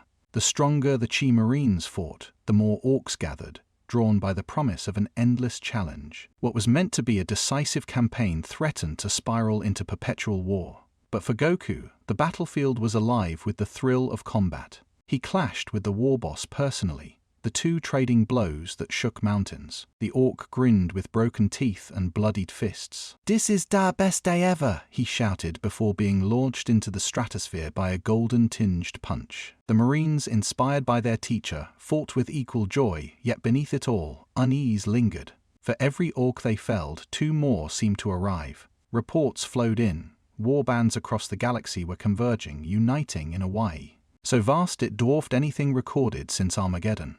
The Imperium had won battles, but in doing so, it had painted itself with a target brighter than any beacon. For Orks, the Chi Marines were no longer enemies. They were destiny, the fight they had been born for. And once Orks believed that, nothing in the galaxy could keep them away. For all their victories, the Kai Legion soon discovered that power alone was not enough to guarantee triumph. The galaxy was changing, adapting in lockstep with them. What had once seemed unstoppable now began to falter under the sheer weight of escalation. On one war front, Tyranid dampeners blanketed entire continents, smothering Kai flares until Marines found themselves swinging fists that landed with only mortal weight. On another, warp-blessed berserkers hurled corrupted blasts that cracked the very air, matching the loyalists' strike for strike. And always, the Orks came, endless, exuberant, thriving on the very challenge the Marines represented. Victory still came, but slower, bloodier, with a cost that mounted battle by battle. Reports grew grim. Casualties among Kai-trained chapters were climbing higher than ever. Apothecaries whispered of exhaustion, of warriors burning themselves out as their bodies struggled to contain the constant surge of energy. What had once been a revelation now showed its limits. Marines who had grown used to effortless dominance found themselves driven into brutal stalemates. Doubt crept in like rot. In the training halls, sparring matches ended in frustration rather than laughter. "We've reached the peak," one sergeant muttered, staring at his bruised fists. "We found the edge of this path, and it leads no further." Others began to echo him, wondering if the chaplains had been right, if the light of Kai was a temporary flare, not the dawn of a new age. The weight of the Imperium's expectations pressed heavy. Entire sectors now begged for Kai Marine intervention, treating them as a panacea for war. Yet every deployment carried greater risks, every battle a reminder that their enemies grew alongside them. The dream of invincibility was cracking. It was then that Goku gathered them beneath the shattered skies of a ruined moon. He looked at the warriors, their faces stern, their bodies weary, and he smiled. "You think this is the end?" he asked, his voice calm but sharp. "You think you've reached your limit? That's good. Because that's where the real fight begins." The Marines stared at him, uncomprehending. To them, limits meant walls, barriers they could not cross. To Goku, limits were doors begging to be broken. He told them of his own journey, of battles where defeat seemed certain, of times when his body screamed it could go no further until it did. He spoke of surpassing thresholds not through comfort, but through desperation and will. You feel the wall closing in, then break it. That's what being a warrior means. Don't stop at what you think you can do. Push until there's nothing left, and then go further. The words ignited something. A spark flickered in eyes, dulled by fatigue. They remembered what it felt like to touch Kai for the first time, to feel the impossible become possible. Now, that feeling cooled to them again, but sharper, harsher. It was no longer about victory in battle. It was survival, no, it was transcendence. Still, fear lingered. The idea of pushing past their physical and spiritual limits carried visions of failure, of bodies breaking, of corruption creeping in. Some whispered that to attempt more was to court damnation, that this was the path to becoming like the chaos berserkers they despised. But others clenched their fists and stepped forward. "If our enemies grow stronger, then so must we," one captain declared. "If the wall kills me, so be it. Better to die pushing than to rot standing still." And so, beneath the fractured stars, the Chai Marines faced their truth. Kai alone would not be enough. If they were to endure, they would have to reach for something greater, something beyond mastery, beyond the limits of flesh and fear. Goku's grin widened, his aura flaring gold as if to light their path. "Good," he said. "Now you're ready for the next step." The next stage of training was not revealed in a council hall or a battlefield speech. It came during one of Goku's endless sparring sessions, when a Marine collapsed in a heap of shattered armor. His chest caved in from a blow that should have ended his life. Apothecaries rushed in, their anesthesiums hissing with mediserums and gene repair. Minutes later, impossibly, the Marine stirred, alive, stronger than before, his aura sparking brighter than it ever had. Goku's grin stretched wide. "Now you get it," he said softly. The Marines did not understand. So Goku explained. Scions grew stronger the closer they brushed against death. Each battle, each wound, each moment at the razor's edge was fuel. It was not just training, it was a cycle of breaking and rebuilding, of coming back fiercer with every step into the abyss. To the Scion, near death was not the end. It was a forge. The Marines listened in silence. For warriors conditioned to value resilience above all else, the philosophy was both horrifying and tantalizing. The chaplains called it madness, a deliberate courting of damnation. Yet the Marines, forged for war, understood it on an instinctual level. They had always lived at the edge of death. Now they were being told to embrace it. And so began the most brutal training the Astartes had ever endured. The sparring halls became slaughterhouses. Duels escalated into savage contests where every strike was meant to kill. Marines hurled themselves at one another until bones snapped and organs ruptured. Energy blasts tore armor apart, leaving warriors scorched and broken. Again and again, they fell, dragged into apothecation chambers where medics worked tirelessly to stitch their shattered frames back together. Each time they rose stronger. Apothecaries reported growth they could scarcely believe. Muscle density increased beyond baseline Astarte standards. Reaction times sharpened. Pain tolerance climbed to levels that defied reason. Some Marines returned from their injuries with glowing eyes, their auras flaring violently, pulsing as though some greater transformation waited just beyond reach. What had once been training now resembled ritualized death and rebirth. Marines fought until their hearts stuttered, only to be pulled back by advanced life preservation systems. They pushed their bodies until every nerve screamed, then shattered those limits the next day. The discipline of the Imperium collided with Saiyan madness, producing something terrifyingly efficient, warriors who welcomed pain as the currency of evolution. The spectacle unnerved even the most hardened onlookers. Commanders who had once balked at Goku's teachings now stood in awe as Marines returned from training sessions radiating raw power. Chaplains whispered prayers against sorcery, but their words trembled, drowned out by the sheer evidence before their eyes. These were not men wasting away into mutation. These were warriors reborn with every breath. The Marines themselves began to feel it. Energy that once flowed steady now surged unpredictably, flaring hotter, wilder, as though straining against unseen walls. In the crucible of pain, they felt stirrings of something greater, a spark behind the eyes, a pulse in the veins, the sense that they were on the verge of becoming more than even their gene-forged destiny had allowed. Goku watched it all with delight. Good. You're getting close. Don't fear the edge. Use it. Push past it, and you'll see what's waiting on the other side. But the edge was razor-thin. Not all Marines returned stronger. Some burned out, their bodies unable to withstand the strain, their gene seed collapsing under the constant cycle of death and recovery. For every legend born, a martyr was created. Still, the survivors pressed on, undaunted. They were Astartes, built for sacrifice. If pain was the price, they would pay it gladly. By the end of the first cycle, entire squads radiated a new intensity. Their presence crackled like storms barely contained. Eyes gleamed faintly in dim corridors, a promise of power still incubating. Whispers spread through the ranks.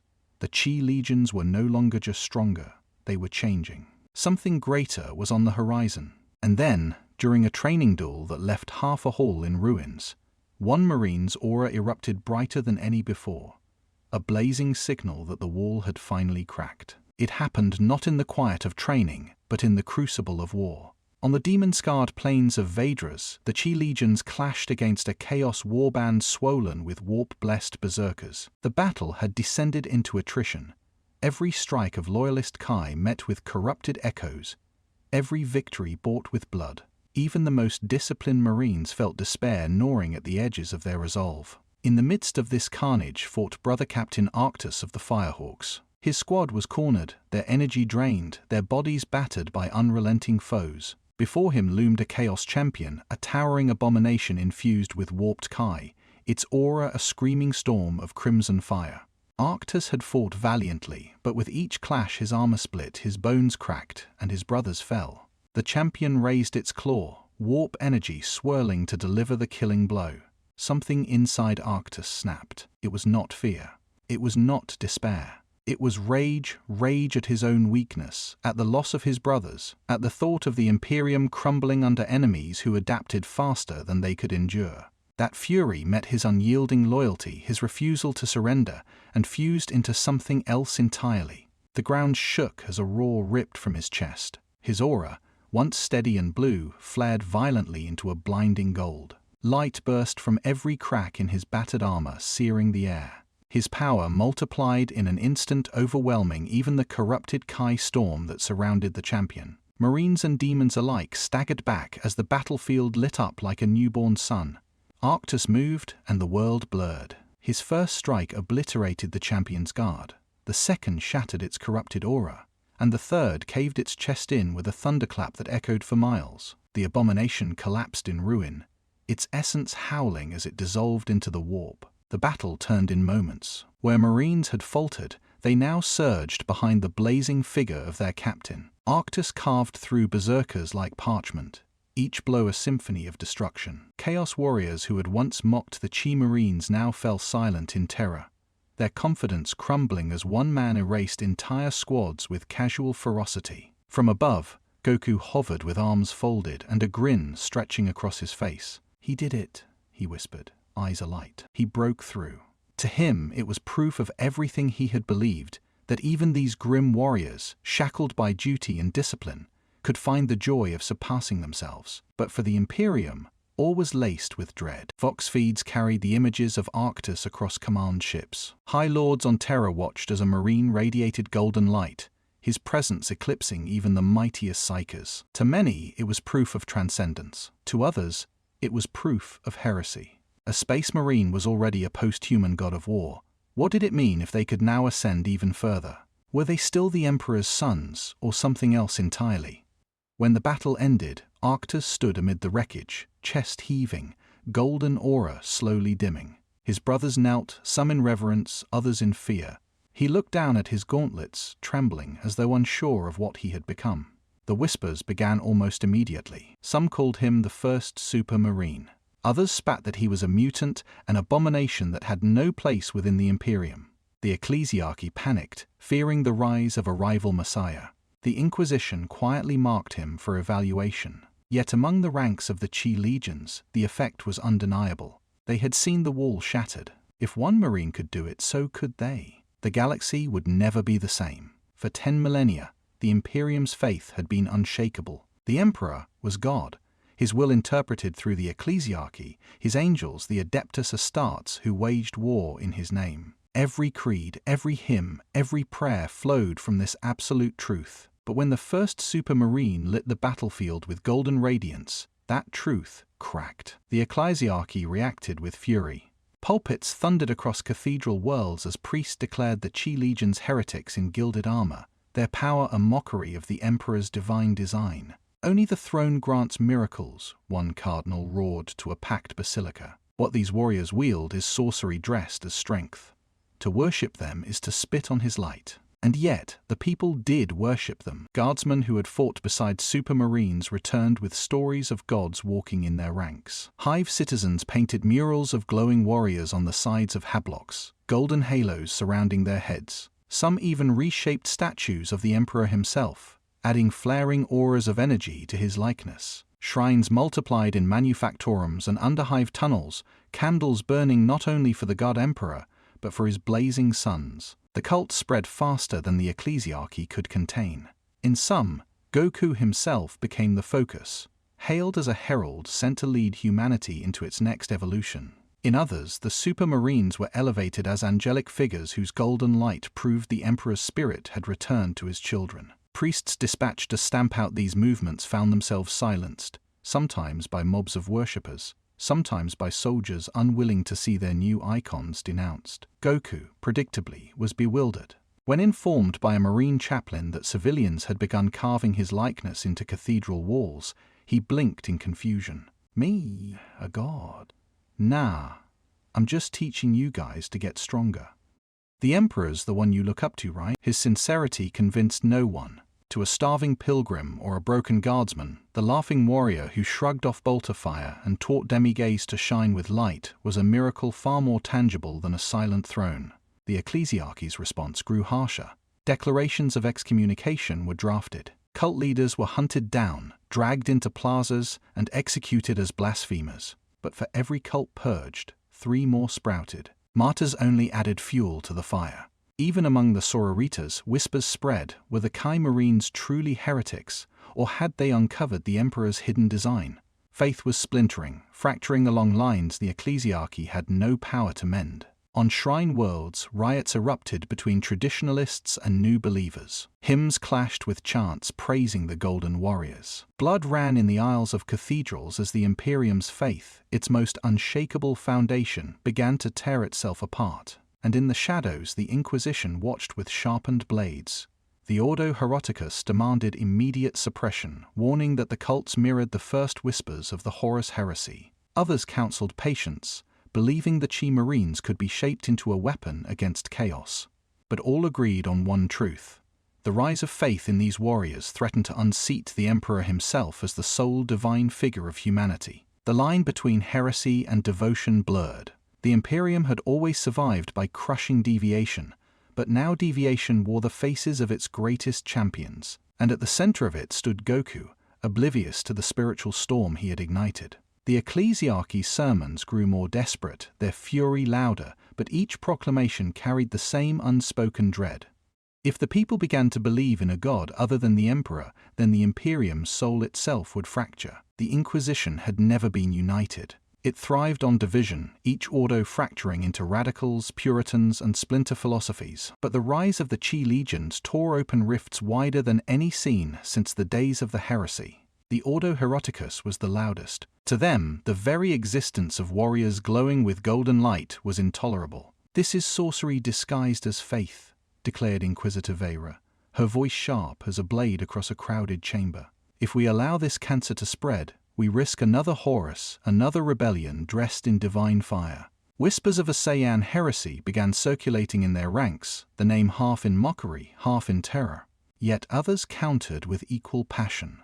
The Ordo Xenos presented battle reports showing how K Marines had turned hopeless campaigns into victories. "Against the Tyranids," one Inquisitor argued, "we are outmatched. Against chaos, we are bled dry. These warriors give us a chance, perhaps our only chance. To destroy them is to doom humanity to extinction." Their voices carried desperation, the weight of millennia of losing wars. The Ordo Malleus, veterans of demon hunts, was split clean down the middle. Some saw Kai as a weapon to be sanctified, a potential rival to the warp itself. Others believed it a subtle corruption, a lure seeded by chaos. What unsettled them most was its neutrality. It was neither psychic nor sorcerous, yet it could be twisted, as the warpless berserkers had proven. To them, it was a coin toss, salvation or damnation, with no middle ground. Behind closed doors, darker discussions unfolded. Assassinorum temples received quiet requests, contingency plans for Scenario G. Files were drawn, potential weaknesses catalogued, dossiers on Goku compiled. How did he breathe in the void? How resilient was his physiology? Could his heart be a Vindicare round, or would he shrug it off like so many bolter shells? The Aversa temples salivated at the idea of testing themselves against him, though others whispered it would take a Calidus, perhaps even multiple, to get close. Even within these halls of paranoia, doubt lingered. Some argued that killing him would not end the doctrine, it would immortalize him. The cults would only grow, painting him as a martyr struck down by fearful rulers. Worse, the Chai legions might not forgive such treachery. Already there were whispers that they were no longer fully bound by oaths of fealty, that their loyalty lay first with their teacher. What if the Imperium, in striking at Goku, created the very rebellion it feared? Paranoia bled into politics. Inquisitors turned spies on one another, deploying acolytes and informants into rival factions. Rumors spread like wildfire that certain chapters had already sworn to protect Goku at all costs, that a conclave of Puritans had voted secretly for his elimination, that an attempt had already been made but failed, silenced before the public could know. Truth and lies blended into a fog of distrust. Meanwhile, Goku trained as if nothing had changed. While inquisitors plotted and assassins prepared, he laughed in training yards, sparring with Marines until the ground shook. He spoke of pushing limits, of never settling, of joy in combat. His students, half oblivious, half fiercely loyal, clung to his every word. He was no politician, no schemer, yet his very existence was reshaping imperial politics more than any High Lord could. The Inquisition found itself in a bind. To purge him risked destroying humanity's last hope. To embrace him risked dethroning the Emperor as the sole divine figure. To do nothing meant letting the galaxy spiral toward chaos, both literal and political. Every option was a disaster. And so the knives remained unsheathed, waiting. Somewhere in the shadows, an assassin's bolt gun was already loaded, its target identified. Somewhere else, an inquisitor drafted orders for full adoption of the Saiyan doctrine. Every choice teetered on a razor's edge. The Imperium was not yet at war with itself, but in the whispers of its most secret halls, the seeds of that war had already been sown. The galaxy had always balanced on a knife's edge of war. Each faction clawed for survival.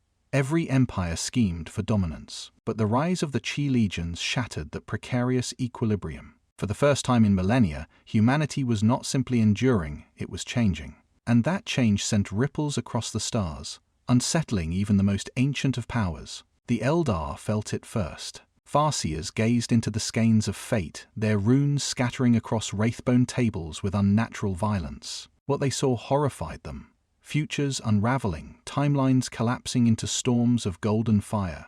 In one vision, supermarines shattered a demon world with a single coordinated strike. In another, their power grew so unchecked that humanity's ambition devoured the stars themselves. Some Farseers demanded intervention, strike now, before the Imperium became an unstoppable juggernaut. Others counseled despair, retreating deeper into hidden craft worlds, convinced that this was merely another step toward the Eldar's long prophesied doom. Either way, the Chi legions had entered their prophecies as a pivot point, a variable too volatile to ignore. The Tau watched with calculating fascination. To them, the Ki Marines were proof of potential evolution, a glimpse of what disciplined societies could achieve. Their ethereals debated feverishly, could these warriors be courted, brought into the greater good as allies? Or were they destined to become humanity's spear of conquest, threatening Tau expansion? Secret envoys whispered of covert observation, even the possibility of capturing samples to study this new energy. For the Tau, hope and fear intertwined, but one truth was certain. They could not ignore humanity's transformation. The Necrons stirred. Across tomb worlds, sensors long dormant flickered awake. The crackle of Kai across the galaxy resonated like a storm against their ancient slumber. It was not warp energy, not psychic resonance, it was something new, and that unsettled their endless calculations. Silent kings and overlords rose from their sarcophagi, their algorithms disrupted by the realization that humanity had unlocked a weapon outside the warp's corruption. Some sought to destroy it before it destabilized the cosmic balance, others viewed it as a tool to be harnessed. Either way, the Imperium's glow had awoken old enemies in greater numbers than before. The Tyranids, though mindless to most, were not blind. Hive fleets shifted course, their synaptic echoes resonating with hunger. Kai signatures radiated across battlefields like lighthouses in the void, irresistible beacons calling the swarm to feed.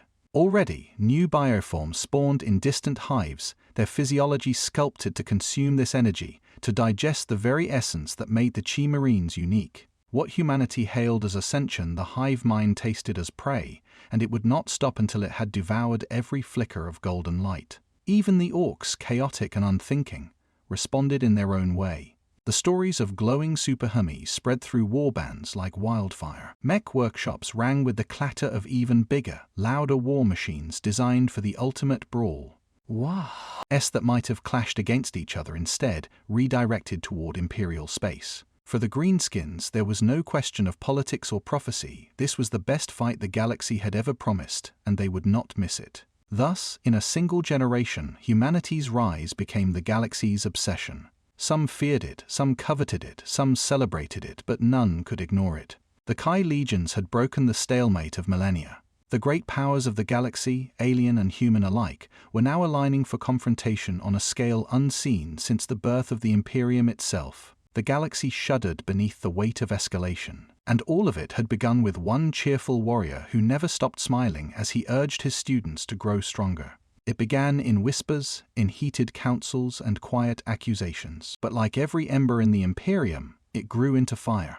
The first true clash between the Chi Legions and their traditionalist kin happened not on a demon world, or against an alien horde, but in the shadow of a loyal planet's fortress monastery beneath banners that had once symbolized unity. The Black Templars struck first. For them, there could be no compromise, no evolution outside the Emperor's will. A squad of Kai Marines, returning from a victorious campaign against the Orks, were met not with honor salutes but with bolters raised in judgment. "You are not our brothers," the Marshal declared, his voice thundering through the Vox. "You are heretics wrapped in false light. The Emperor's sons do not glow with sorcery. They burn with faith." The Chi Marines tried to reason, their captain stepping forward, palms open. "We've fought beside you. We bleed for the same cause. This isn't sorcery, it's strength born of life itself. Let us prove it to you, not with words, but with what we've done for humanity." Their plea was answered with shine swords. The battle that followed was swift, brutal, and heartbreaking. Bolter rounds tore into ceramite, power fists cracked like thunder, blades sparked against armor. Kai Marines fought with restraint, their blows precise, their blasts aimed to disarm rather than destroy. They remembered Goku's constant lesson. Strength meant nothing if it was used to kill one's own. They struck to subdue, to disable, refusing to shed the blood of brothers they still loved. But mercy was seen as an insult. The Templars fought harder, their zeal magnified by fury. To them, restraint was weakness, proof that their opponents were not true Astartes but corrupted pretenders. They bellowed litanies of purity, each strike meant to purge the galaxy of what they believed was heresy. The clash ended as it could only end. The Kai Marines, empowered and disciplined, overwhelmed their attackers. One by one, the Templars fell, battered into unconsciousness, their weapons broken, their armor shattered. Not a single fatal blow was delivered. The battlefield lay silent save for the ragged breathing of defeated zealots and the quiet hum of golden auras. But victory was not triumph. It was a tragedy. When word spread, it did not carry the nuance of mercy. Rumors grew like poison. Kai Marines had humiliated their brothers, crushed them with alien power, mocked their faith with glowing fists. The truth that they had shown mercy where death could have reigned was twisted into weakness, into betrayal. Goku arrived too late, descending upon the aftermath with horror etched across his face. He saw broken armor, unconscious warriors who had once been allies, and Marines with tears in their eyes. "Why?" he demanded, his voice uncharacteristically strained. "You're all fighting for the same thing. Your family. The family doesn't do this." But his words fell into silence. For some, his compassion deepened loyalty. For others, it only confirmed the suspicion.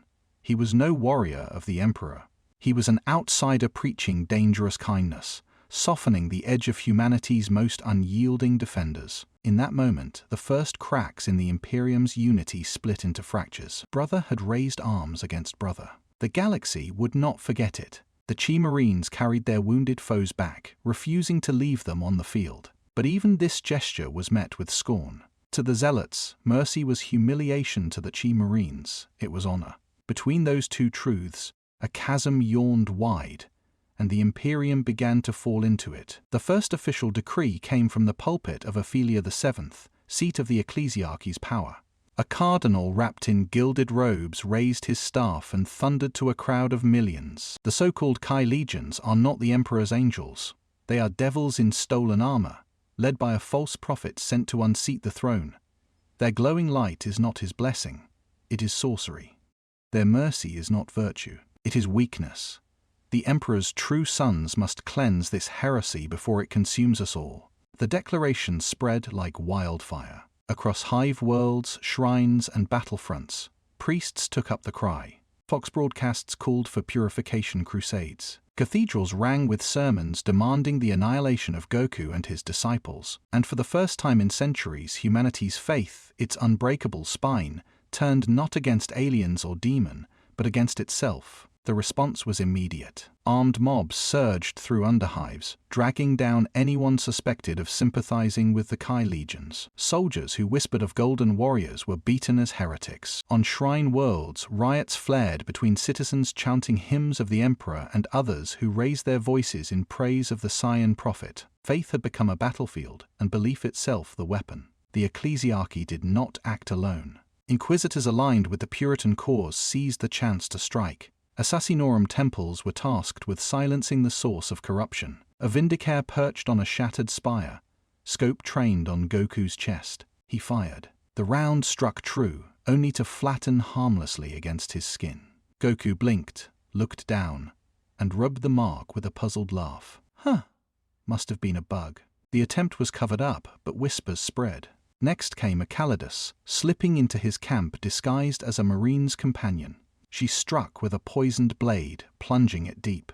For a heartbeat, it seemed victory. Then Goku turned, smiling, the blade snapping against muscle that refused to yield. "That's a neat trick," he said cheerfully. She fled, never returning to her temple. The attempts continued, Eversus, Culexus, entire kill teams, and each ended the same way: failure, disbelief, and fear.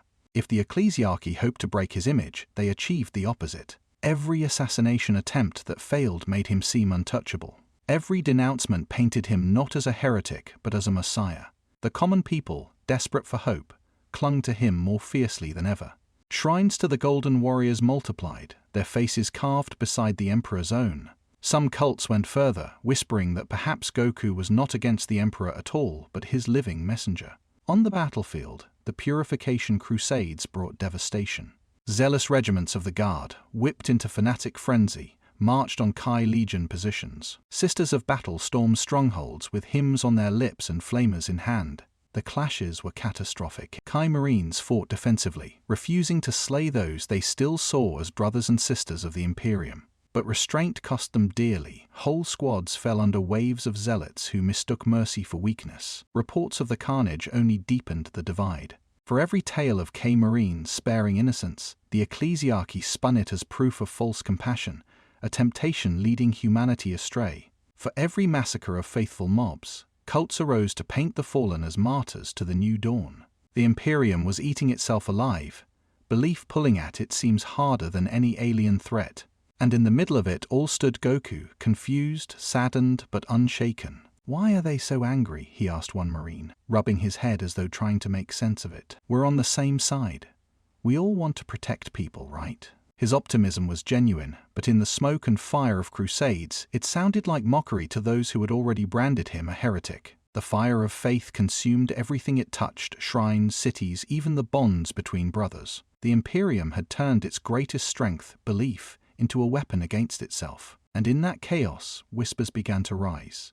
Chaos had noticed. The longer humanity burned itself from within, the easier it would be for the enemy without to strike. The first signs were subtle. Disturbances in the warp, Vox networks breaking into static, visions of blood and fire whispered to psychers in their sleep. Then the storm broke. From the howling maelstrom of the Imperium came an invasion so vast it darkened the stars. Demon engines roared across the void, twisted metal shrieking as living fire burned in their cores.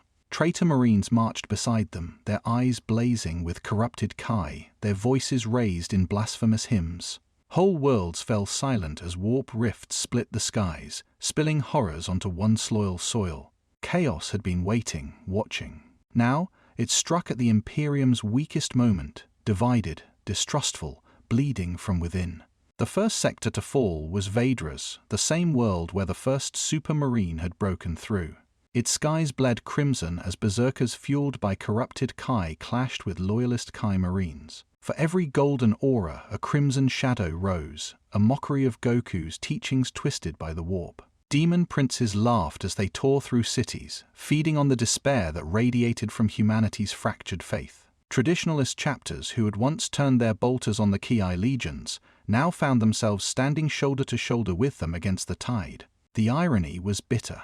A Black Templar marshal spat curses as he fought beside a glowing marine, even as their combined strikes shattered a demon engine. "We fight together now," the Kai marine said, his fist blazing with light. The marshal gave no answer, only another vow through gritted teeth. Suspicion simmered in every trench. Bolter barrels twitched toward allies as often as enemies. Some squads refused to share ammunition with trained warriors. Others muttered that this was divine punishment, that chaos had come because of Goku's blasphemy. Yet, on the battlefield, survival demanded unity. Even zealots who despised the new doctrine could not deny that without the Chi legions, the line would break. In the midst of the storm, Goku moved like a beacon. He darted across battlefields, deflecting demon claws, blasting apart warp-born horrors, and laughing even in the thick of carnage. Where despair threatened to shatter morale, his voice rang out. "Don't give up. You're stronger than this. Together, nothing can stop you." His optimism was jarring in the grim-dark chaos. Yet it worked. Marines fought harder when he called to them. Guardsmen rallied. Even broken citizens found the courage to resist. The war spread across sectors like wildfire. Hive worlds became arenas of light and shadow, their streets crackling with the clash of golden Kai against warped crimson. Entire fleets fought in void-lit silence. Qianhan's barrages blasting demonic cruisers apart even as corrupted energy tore through escorts. Every victory came at a terrible cost. Every loss fed the enemy's momentum. Inquisitors debated in secret whether to sabotage the fragile alliance, fearing that every day the Kai legions grew stronger. Humanity slipped further from the Emperor's light. But others knew the truth. Without these warriors, there would be no Imperium left to save. As the war raged, a single truth settled over all who fought. The Imperium stood on a razor's edge. Evolution had birthed saviors, but also enemies to match them. Unity was the only chance of survival. Yet unity was the one thing humanity had never mastered. And above it all, the ruinous powers laughed. For whether the Imperium embraced its evolution or destroyed itself through fear, chaos would feast either way. The turning point came not from strategy nor from command, but from desperation. The Imperium was breaking. Chaos swarmed across the front, demons howling as corrupted Kai warriors cut down even the strongest of the legions. Titans strode, their cannons shattering fortresses, their shadows blotting out the last remnants of hope. Every bolt round fired, every blade swung, seemed to vanish in the endless tide. Marines who had mastered Kai felt the weight of futility settle like chains across their shoulders. And then, the chains snapped. On the shattered plains of Draxian's moons, a squad of exhausted Marines faced annihilation. Surrounded by berserkers, their captain fell, his armor crushed, his aura flickering like a dying flame. Something inside the survivors erupted. Fury, grief, and determination fused into raw will. Their bodies convulsed as their Kai flared brighter than ever before, their blue auras boiling into radiant gold. The battlefield lit up as if a second sun had been born. They roared, not in despair, but in triumph. The berserkers froze, stunned for the first time. The Marines moved faster than sight, fists blazing, blades tearing through corrupted armor as though it were parchment. Each strike carried the weight of their conviction, their refusal to yield. What had seemed a doomed battle turned in a heartbeat, and it was not just one squad. Across war zones, sparks ignited into infernos. Veterans who had fought on 10,000 battlefields found themselves blazing with golden light, their strength multiplied beyond comprehension. Initiates, barely blooded, howled as their eyes glowed with furious energy, their weapons cleaving through demons like fire through dry grass. Entire companies transformed in unison, their combined power so overwhelming that the warp itself recoiled. The Supermarines were born. golden figures towered across the battlefield, radiant against the darkness. A single strike from their fists crushed demon engines into molten ruin. Their blasts, unleashed in coordinated barrages, ripped apart Chaos Titans, their radiant explosions rivaling orbital strikes. The air itself trembled with their power, a storm of light against the tide of shadow. Imperial forces, stunned into silence, watched as the impossible unfolded before their eyes. Guardsmen dropped to their knees, calling the glowing warriors angels. Sisters of battle paused mid-im, their voices faltering in awe. Even traditionalist Astartes, who had sworn never to bend to Goku's teachings, stared in shock as their brothers transcended before them. Yet all was shadowed by fear. Fox networks crackled with whispers. Is this still the Emperor's will? Or something beyond it? High Lords debated furiously aboard orbiting fleets, some declaring it the next step of humanity, others branding it the first step toward damnation. For every citizen who hailed the supermarines as saviors, another whispered of abomination, of evolution that strayed too far from divine design. On the ground, however, doubt had no place. Victory surged where despair had ruled. Chaos lines broke as the supermarines carved through their champions. Demons screamed as their forms unraveled under the weight of radiant power. Even the corrupted Kai warriors, once humanity's mirror, faltered and fell, their twisted flames extinguished in the glare of golden ascension. And at the center of it all, Goku stood watching with a grin as wide as the battlefield. His students had done it. They had broken through the wall just as he had told them they could. "That's it!" he shouted above the roar of combat. "You've found it. Now push even further." The Imperium had glimpsed its possible future, a race no longer bound by limits, warriors shining like suns against the void.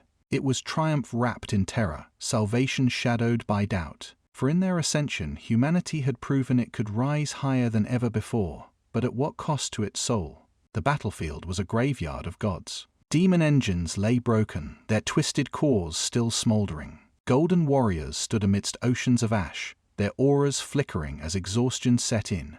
Yet even as victory seemed close, the warp split one last time, and from its churning maw stepped the final horror. A chaos champion towering beyond mortal comprehension, its form both armored and writhing with corrupted Kai. Crimson fire bled from its skin, each pulse distorting reality. It was the culmination of Chaos's answer to Goku, the Dark Mirror, the embodiment of rage without joy, strength without restraint. The Marines faltered at the sight. Even the newly ascended Supermarines felt their courage waver. But Goku only stepped forward, his grin calm, his aura crackling with golden fire. "So you're the big one, huh?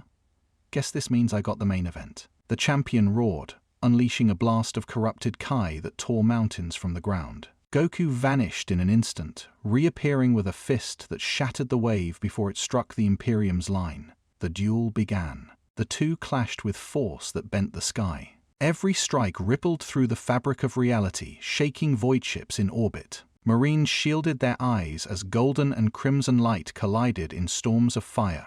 The champion's rage was unending, every attack fueled by hatred, every scream a hymn to destruction. Goku countered with joy, laughing even as he bled, encouraging even as he faltered. "Come on!" he shouted between blows. "You've got power, but where's your heart in it?" The champion answered with silence, only violence. The warp itself shrieked as they struck each other again and again, each blow echoing across both real space and the Imperium. The duel lasted minutes, hours, it was impossible to tell. To the Imperium, it felt like eternity distilled into combat. And then came the moment. The champion unleashed its final strike, a tidal wave of corrupted Kai large enough to swallow a continent. The Supermarines shouted in despair, knowing even their newfound strength could not withstand it. But Goku rose higher, aura blazing until the night became day. He drew upon everything, his training, his resilience, his joy in surpassing limits, and met the wave head-on. The explosion lit the galaxy. Golden and crimson tore each other apart in silence so profound it deafened the warp. When the light faded, only one figure stood. Goku, battered and bloodied, but smiling, his fist still raised in triumph. The champion lay scattered to dust, its roar extinguished forever. Chaos reeled, its forces collapsing without their anchor. The warp rift shuddered, folded in on itself, and vanished, leaving silence across the battlefield. Humanity had survived, not through fear, not through hatred, but through the refusal to surrender. When the dust settled, the Imperium was not what it had been. Supermarines stood in silence, their golden light dimming but never extinguished. Faith and doubt mingled among survivors. Some hailed this as proof of the Emperor's hidden design, others whispered that humanity had strayed too far from his light. The High Lords argued, the ecclesiarchy fumed, and the Inquisition sharpened its knives. But the truth could not be undone. Evolution had begun. And as for Goku, he stood among his students one last time, smiling with the same carefree warmth that had carried him through every battle. "You don't need me anymore," he said, rubbing the back of his head. "You've got this. Just keep training, keep growing, and never stop believing in yourselves." Then, as suddenly as he had arrived, he was gone. A ripple in the warp, a shimmer of light, and the Saiyan vanished from the galaxy, leaving only memory. In the centuries to come, the story of the Super Saiyan Crusade became legend. Some called it heresy, others salvation. But across battlefields, in whispered prayers and secret cults, one truth endured: humanity had seen what it could become, and the stars themselves seemed brighter for it.